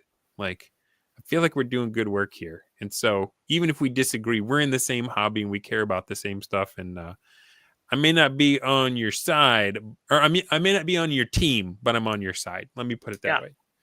There's a it's funny. I was talking to Mrs. McGowan about this, and I was like, "Oh yeah, I'm going back on Dunder show," and she's like, "Oh yeah, which one was he?" Because she doesn't, follow any of this. And I was like, "Well, he's the one where everybody who's anybody watches." Oh my gosh! Thank you, sir. Thank you. That feels good to hear. Yeah, like you have a, maybe Mass Effect's like in my in the forefront of my mind because of Black Lodge's recent sort of forays into it, but there's a great line in Mass Effect 2 where you're sort of picking up one of the Krogan party member, and his the scientist that like builds him. He's basically like the long and short, the premise is like this this alien species is very warlike and it's being like ethnically cleansed, and it's like it's very like this really kind of bleak morally ambiguous thing. Anyway, so there's this doctor building like a super soldier of his like alien species, and and he says my favorite line in that whole game is the galaxy feared the Horde, and it will learn to fear the Lance. And so he's like, we don't need numbers. What we're going to do is we're going to build like 10 people. We're going to build like 10 Krogan who are just like unable to be conquered. And this 10 will do what the Horde used to do, or whatever. Like just a very small number. And so he's like, we're not a Horde anymore. We're a Lance. And I was like, I thought about that, and I was like, there's probably like, it's one of those things where it was like some like dumb like writer's room thing that they probably put together, but they accidentally stumbled on something that was probably true. Yeah. It's not about the size necessarily, but it's like the quality. If you have watched the show or you've come on and you've been able to express an idea that somebody watching, either they hadn't heard it before, or maybe they were loosely aware but they hadn't put the pieces together, and I got someone like you on, or someone like B-Dubs, or someone like Purple Druid, and they put it in a way that it clicks, and someone's like, now I can try this. Now I can see it for myself. Yeah. Then that's going to be the Lance. It may not take over the world, but if it revolutionizes the way you play this game, and it makes it fun for you in a way that it hasn't been in a long time, then that's powerful. That's pretty good. Well, and that's sort of my whole thing, right? I was like, you gotta. Do I want to talk about it? Yeah, I want to talk about it. Let's do it, man. We're like 8 minutes from 2 hours already. Can you even believe that? Ooh, yeah, it's a Friday night. I don't care. That's right. That's right. So everybody's sort of freaking out about like the new ad, the new post from WotC, right? The D&D 5.5 or whatever. Oh, was this their version of the Sydney Sweeney Jeans ad where they just put a pretty girl on the cover and everyone lost their mind? No, because like they obviously they kind of uglify everything, but oh yeah, well yeah. No, it's the like Harrison Bergeron effect. You can't have anything too pretty or else it's a threat, right? So, yeah, right. I mean, there's a psychology behind that, but like that's probably a subject for another podcast. There's a book called Unhumans by Joshua Leslie. But everybody's sort of freaking out about this. Like, this isn't D&D, and it's like, well, yeah, guys, it hasn't been D&D for a very, very long time. And like it's that ballerina dancer, I guess. Like, she's like she's hopping up on a table. Yeah, I don't know. She's making a really ugly face. There's for some reason there's like some kid or dude under the table, like with his arm up. I'm like, that's got some weird kind of. They call her a I don't, showgirl, and there's a young man under the table that may not be. I isn't don't it know. like some like I think it's like some T Swift reference or whatever, but If so, it something to do was with it. lost on me. Obviously, I'm not the target audience. I just saw it on a post, but yeah, my view of like the people that enjoy my show and like would play like this amazing version of Dungeons and Dragons is like the movie Cocoon. It's just like a retirement home of grognards in the pool while the light glows up around. and that's kind of my point, right? Like, there's a lot of like lamentation of kind of what's happening, and Yeah. you know what, like that's fair. Like it's something like a lot of these guys grew up with, and they're sort of like, and they're mad about it, and and fair enough. But like, what we're doing here is we're sort of just ignoring that now. Like that's what we're doing. Yeah, like And it doesn't matter. I mean, I think for the point of an ad, like they definitely got people talking. Now, I don't know if all yeah, attention is good because there's good attention and bad attention. But like yeah, I looked at that and that did not say anything about D&D to me. But most of the art, like everyone is always smiling. There's like pastel colors, and there's always at least two people on the cover smiling. And I'm like, aren't you in danger? Like what's it's weird. No, it's weird, but they think of like they're talking about it like they are playing to their audience, right? And it's just like we're not their audience. yeah, it ain't us. It ain't us. Folk And like us can't leave the hobby fast enough, and they're making sure that we do. yeah, and like, and that's fine. Like, I mean, it's not Yeah. fun, but you know what I'm saying? Like, it's just like that's sort of where people go like, who's this for? And it's like, well, I met some of these people. It's for them.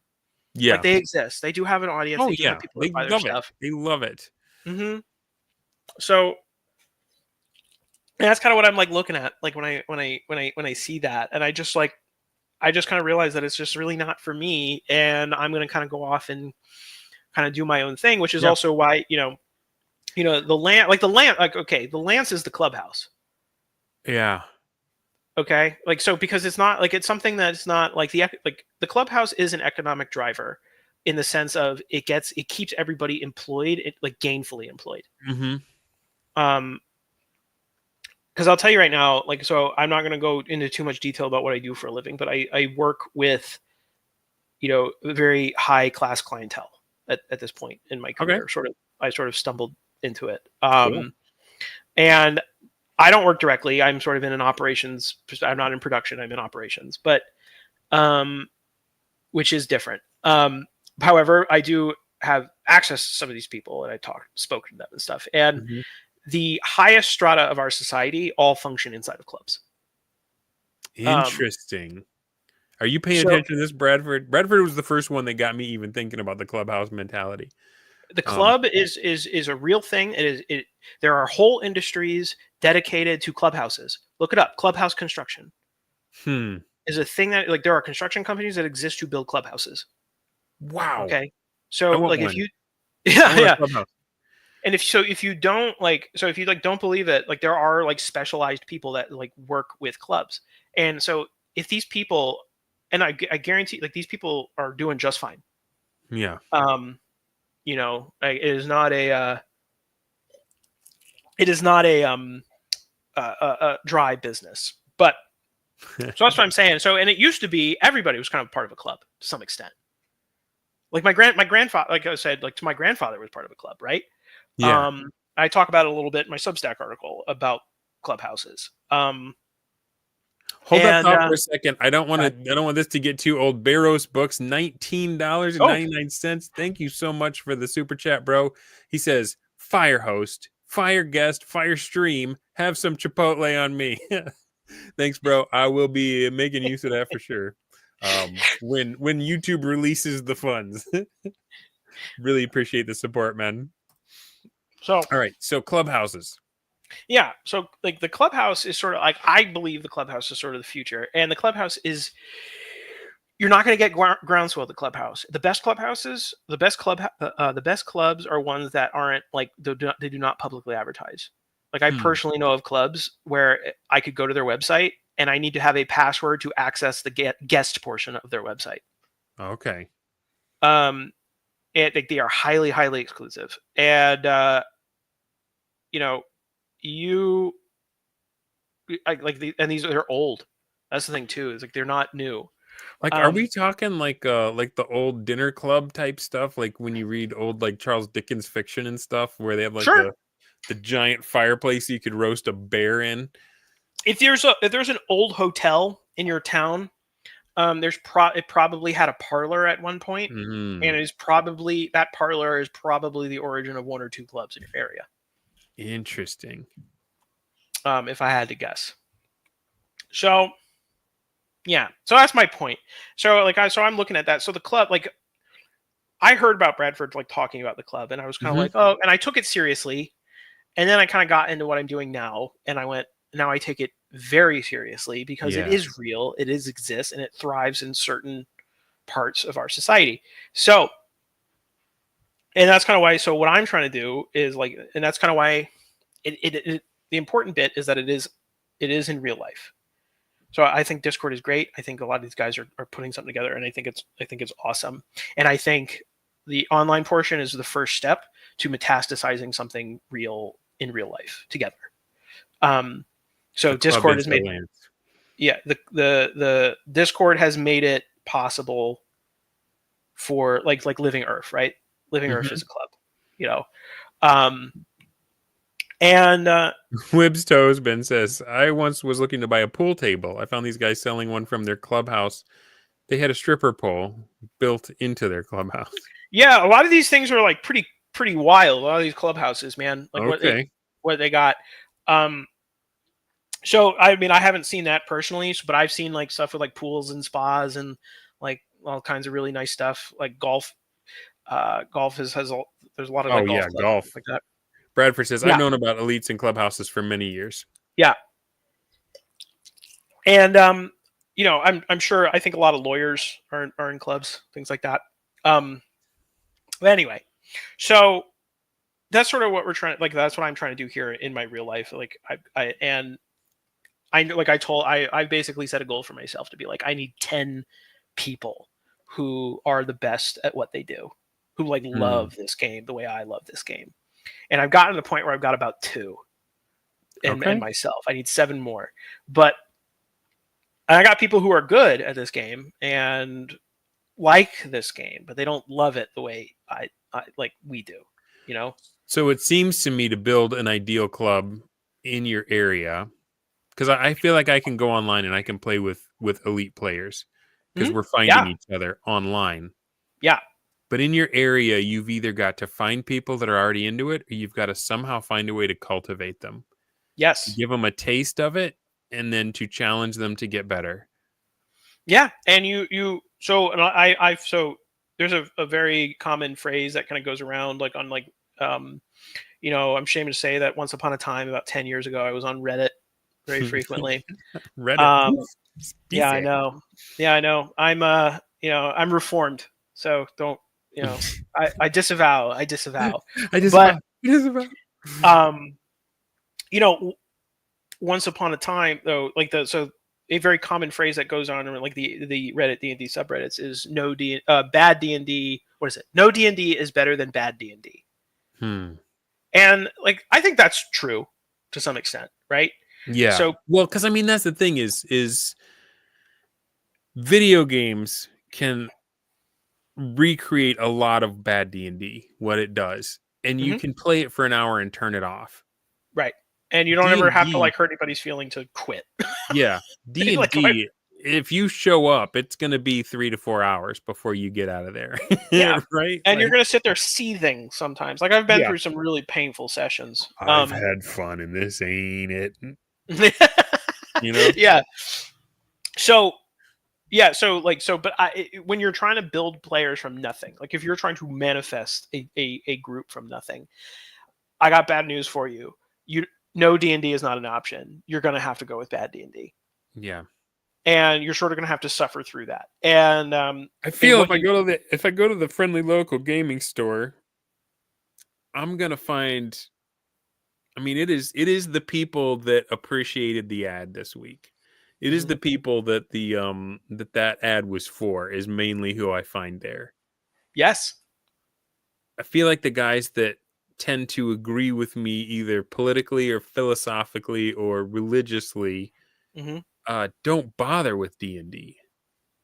And yet Yeah, there's this like amazing rich culture of Christian conservative males mm-hmm.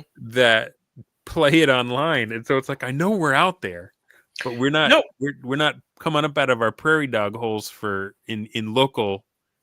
We're not finding each other locally.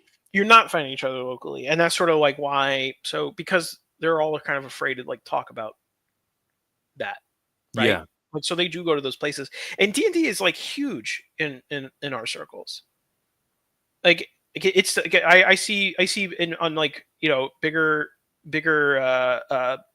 influencer streams than me, right? Yeah. Like they are bigger influencers than like I don't know if I consider myself Dude. an influencer, but Yeah. It's fine. It's but like I bigger people, bigger accounts than me. Like you have people in their comments talking about like D&D and like what would a conservative D&D look like or whatever, or like right wing D&D, um and I don't know, like what's Hey up? Dover. Welcome to the chat, man. He really We love Crom. he really knows how to kick the door in and make it interesting, doesn't he?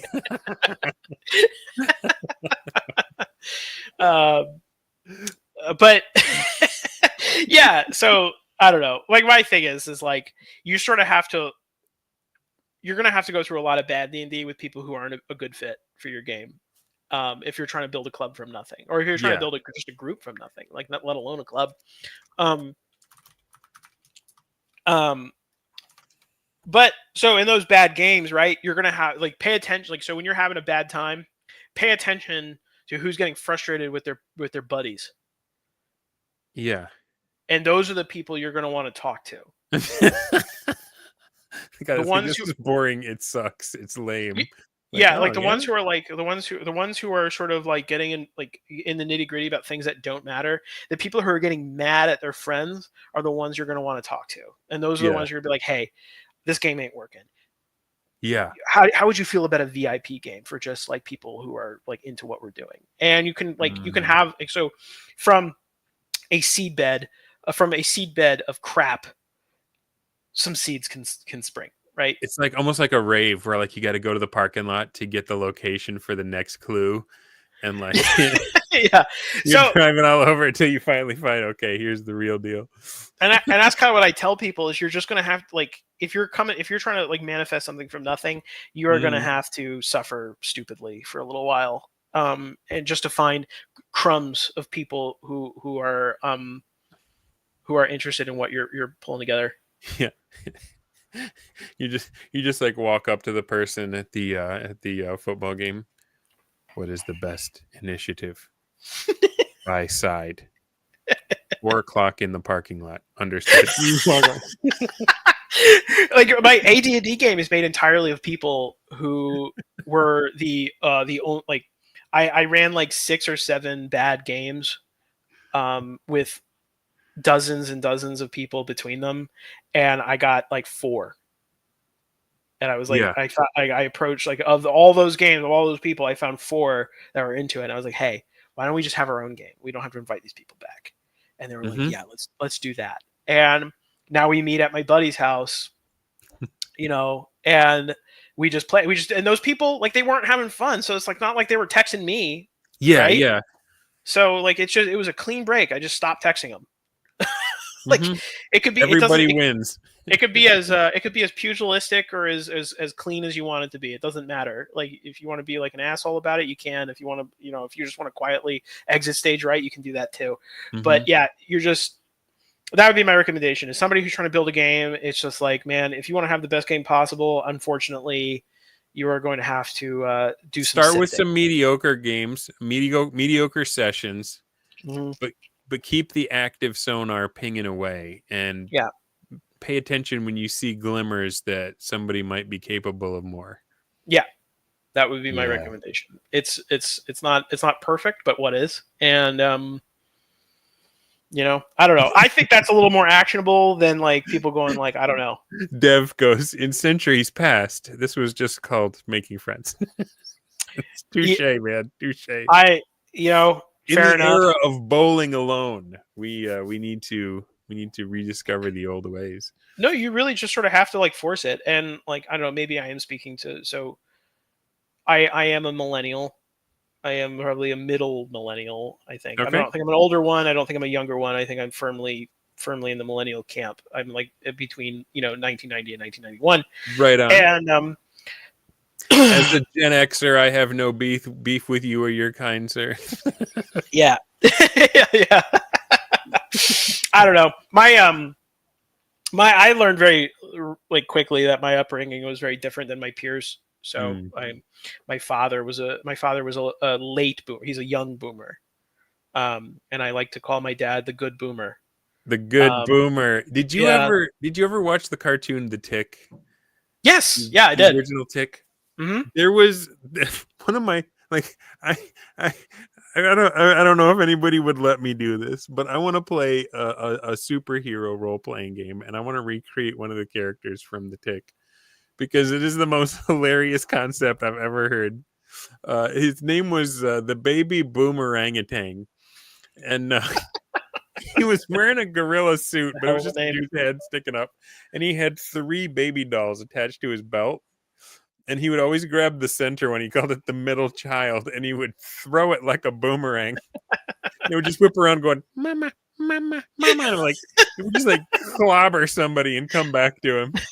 And his, the Tick was like trying to train him. He's like, "You need to have a battle cry like spoon." And so, like when they would go in the fight, the baby boomerangutan would yell out, "It's okay to play with dolls."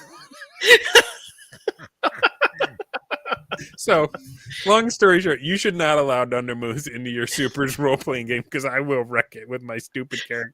I don't know. Wreck is a strong word, Under. So. I still laugh thinking about that character. That is pretty funny. I would run a Tick inspired superhero game. Dungeon Dormitory, the Mad Midnight Bomber. What bombs at midnight? That was another one. But like, so my so I call my dad. My dad is the good boomer. He's the one of the boomers that are he has a concern for his legacy. So he did not he has done a lot for me to put me in a position to where I'm sort of able to focus on other things. Right on, man. Well, I mean, that's so the thing. Very, is very no generation is uniform and homogenous, right? Mm-hmm. Like for every just far out peace, love, dope hippie there was at Woodstock, there was the kid that had the crew cut. There was the guy that was trying to work hard and be respectful and make his way. And so yeah, I think we've been programmed by movies like Harry Potter to sort people into. That's one of the things. I'm a learning professional in my real life outside of this, and so one of the things I hate is this whole, we've got all these Gen Ys coming into the workforce, and I remember when it was the millennials versus the boomers, and everyone was like, well, they learn differently, and I'm like, no, they don't. It's not it's not the sorting hat. I don't believe in the disc profile. My Myers-Briggs is STFU, like all that stuff is fake to sell courses to companies, right? Like we learn the same. I don't know who I'm going to step on whose toes here, but there's no such thing as a learning style. We all have all the learning styles, and if you teach somebody according to their stated preference, they will perform less well than the placebo group. So just dropping some unrelated facts on you here from my real life. But yeah, we have a lot more in common than what separates us. And the culture stuff is different. And like in my grandparents' day, they had to worry about kids running in the hall and spitting and cussing, And like we had all these assemblies because we had a kid do whippets in the hallway and almost die of a drug overdose. So we had all these, the war on drugs and all that. My kids, my daughter has somebody go into the bathroom ahead of her and pee all over the seat in a very womanly fashion, and everybody's got their thing, right? Everybody's got their thing. Yeah. Yeah, no, I've been like thinking about that like a lot lately. So it's like I know I posted about it a little bit on Twitter, but or Twitter X, whatever. Um, and I recently, me and my dad like took a road trip to Michigan to visit my grandmother because like grandma called me up and she was like, hey, she's 92, right? Mm-hmm. So like she's like, there's not a ton of summers left, Yeah. You only get to and see her a certain amount of times. she's just kind of like, it'd be nice to see your face, which is like her way of saying like, like get your ass up here. Very And polite way of putting it. yeah, and I go, yes, ma'am. And I called like me and my dad like kind of like formed a thing, and we took a road trip, and that's what we did. And so I got to kind of like go into a little bit more into my family and like all that stuff. I learned a lot about that side, but yeah, I don't know. Like I'm saying, I don't know. I kind of feel like I got a little off track, but Yeah, that's just what happens on my show. I'm sorry, it's an occupational hazard coming on and being one of my guests. So I mean, we are past the 2 hour mark, 2 hours and 15 minutes. Let me ask, what is next for you? And if these awesome guys in the audience wanted to get some more McGowan, what should they do to follow you and support you?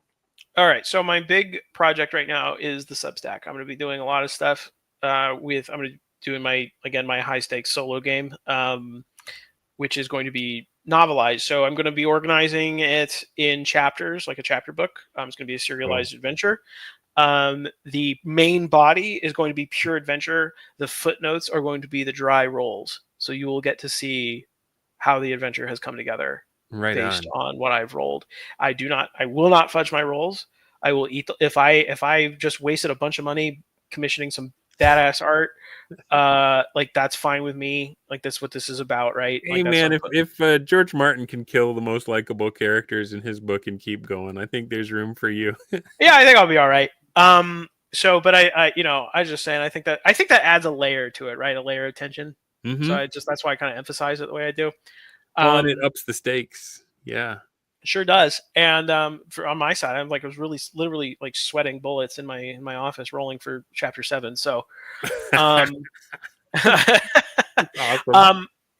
That is going to be what I'm going to be putting a lot of work into it. I'm commissioning a bunch of art. I've got messages to people right now. So the next chapter is going to be, I'm going to make it very pretty to look at. I don't do I don't do AI art. I've allocated some funds to like make this happen. So that's what the book sales are basically going into. So if you want to get this, you will be supporting that. And who knows, there may even be an audio version coming out that you can support as well. I will look into doing that. So yeah, that's gonna be my big thing, Substack. I'm also gonna be posting like modules. So it's a lot of the stuff. So a lot of the stuff like the chapters and the modules and like my notes and all that stuff that will be paid posts. Mm-hmm. I try to keep it low. It's just to kind of help recoup costs. I'm basically reinvesting it back into making it like a great user experience. Right on. And yeah, that's gonna like so the Substack. I consider the Substack basically to be my second book. Cool. It's gonna like if you want everything that I have to offer, the Substack is gonna be where you're gonna get it. So when it's complete, are you going to publish it like you did with the Living Campaign, or are you thinking of other types of avenues? I was debating. So like if I have enough material for a book, like let's say Conrad and Odhar survive 20 chapters, mm-hmm. God willing, and I have enough, and they have a complete story, I will probably compile it into a book. I'll do some editing. I'll clean it up. I'll try to like if there's any continuity errors, I'll try to fix them. Mm-hmm. Yeah, I'll put it on Amazon to make it happen. Cool. If it's not enough for a book, that's what happens. Tales Under the Imperial Sun will continue on. I'll have new characters, and it'll be a new solo campaign and a new high stakes. I will commission art again. Right on, man. I will have a new high stakes thing. I think I've set the ground rules enough to where I can get a decent story out of each crop of characters. Cool. So like I have walked back some of the more brutal elements. Like, it's an old school essential solo game. So it's mm-hmm. not dead at 0. They're dead at -2. or rather, like if the blow, it's similar AD&D rules. Like, you know, if they get knocked in like at -2 or lower or higher, they're still alive and bleeding out to -10. If they get -3 or more, they're dead outright. But All right. on the blow, that brings them down. That's kind of what I'm doing. I've set some stuff to where I feel like I can get a decent story out of it. So it's not like a pure. If it was a pure OSE game, this would be insanity. I'd just be out a bunch of money for no reason. So right on, man. For the sake of a story, so I had to do it that way. But so you guys know how to support John, and I'm already feeling some support here from you guys being here and watching this with us. If you want to let us know that you liked it, go ahead and feel free to click that little thumbs up button at the bottom of your screen, and just let us know that if you didn't like it, you can click the thumbs down button too, and let us know in the chat how did we miss the mark. It's all engagement, baby, and I'm just glad you guys spent part of your Friday night here with us. Hopefully you learned something, or hopefully you got to share something that you learned in the chat. And next time I'm going to be on Tuesday night, and I have got is it Thule or Tool? I think it's the Rule of Thule. Rule of Thule. I don't know. Talking about BMD. Oh, that's gonna be fun. He's coming out with BMD, so he's gonna be talking about that stuff. I've been following him for years because he's been, on his blog, he's been sharing as he's been developing it and stuff. And the guy just has consistently good takes on Twitter as well. So I'm really excited to have that one. So you won't want to miss it. Come back on Tuesday, and if you don't want to miss another This Is Dunder Moose, make sure to go ahead and subscribe, and then you'll always know what's about to happen. It'll probably be distracted. It will not be professional, but we're gonna have a lot of fun, and I'm gonna appreciate the heck out of you guys for doing it. So for now, from John and McGowan, and from This Is Dunder Moose, and from Monster Manuel himself, have a great night. Bye.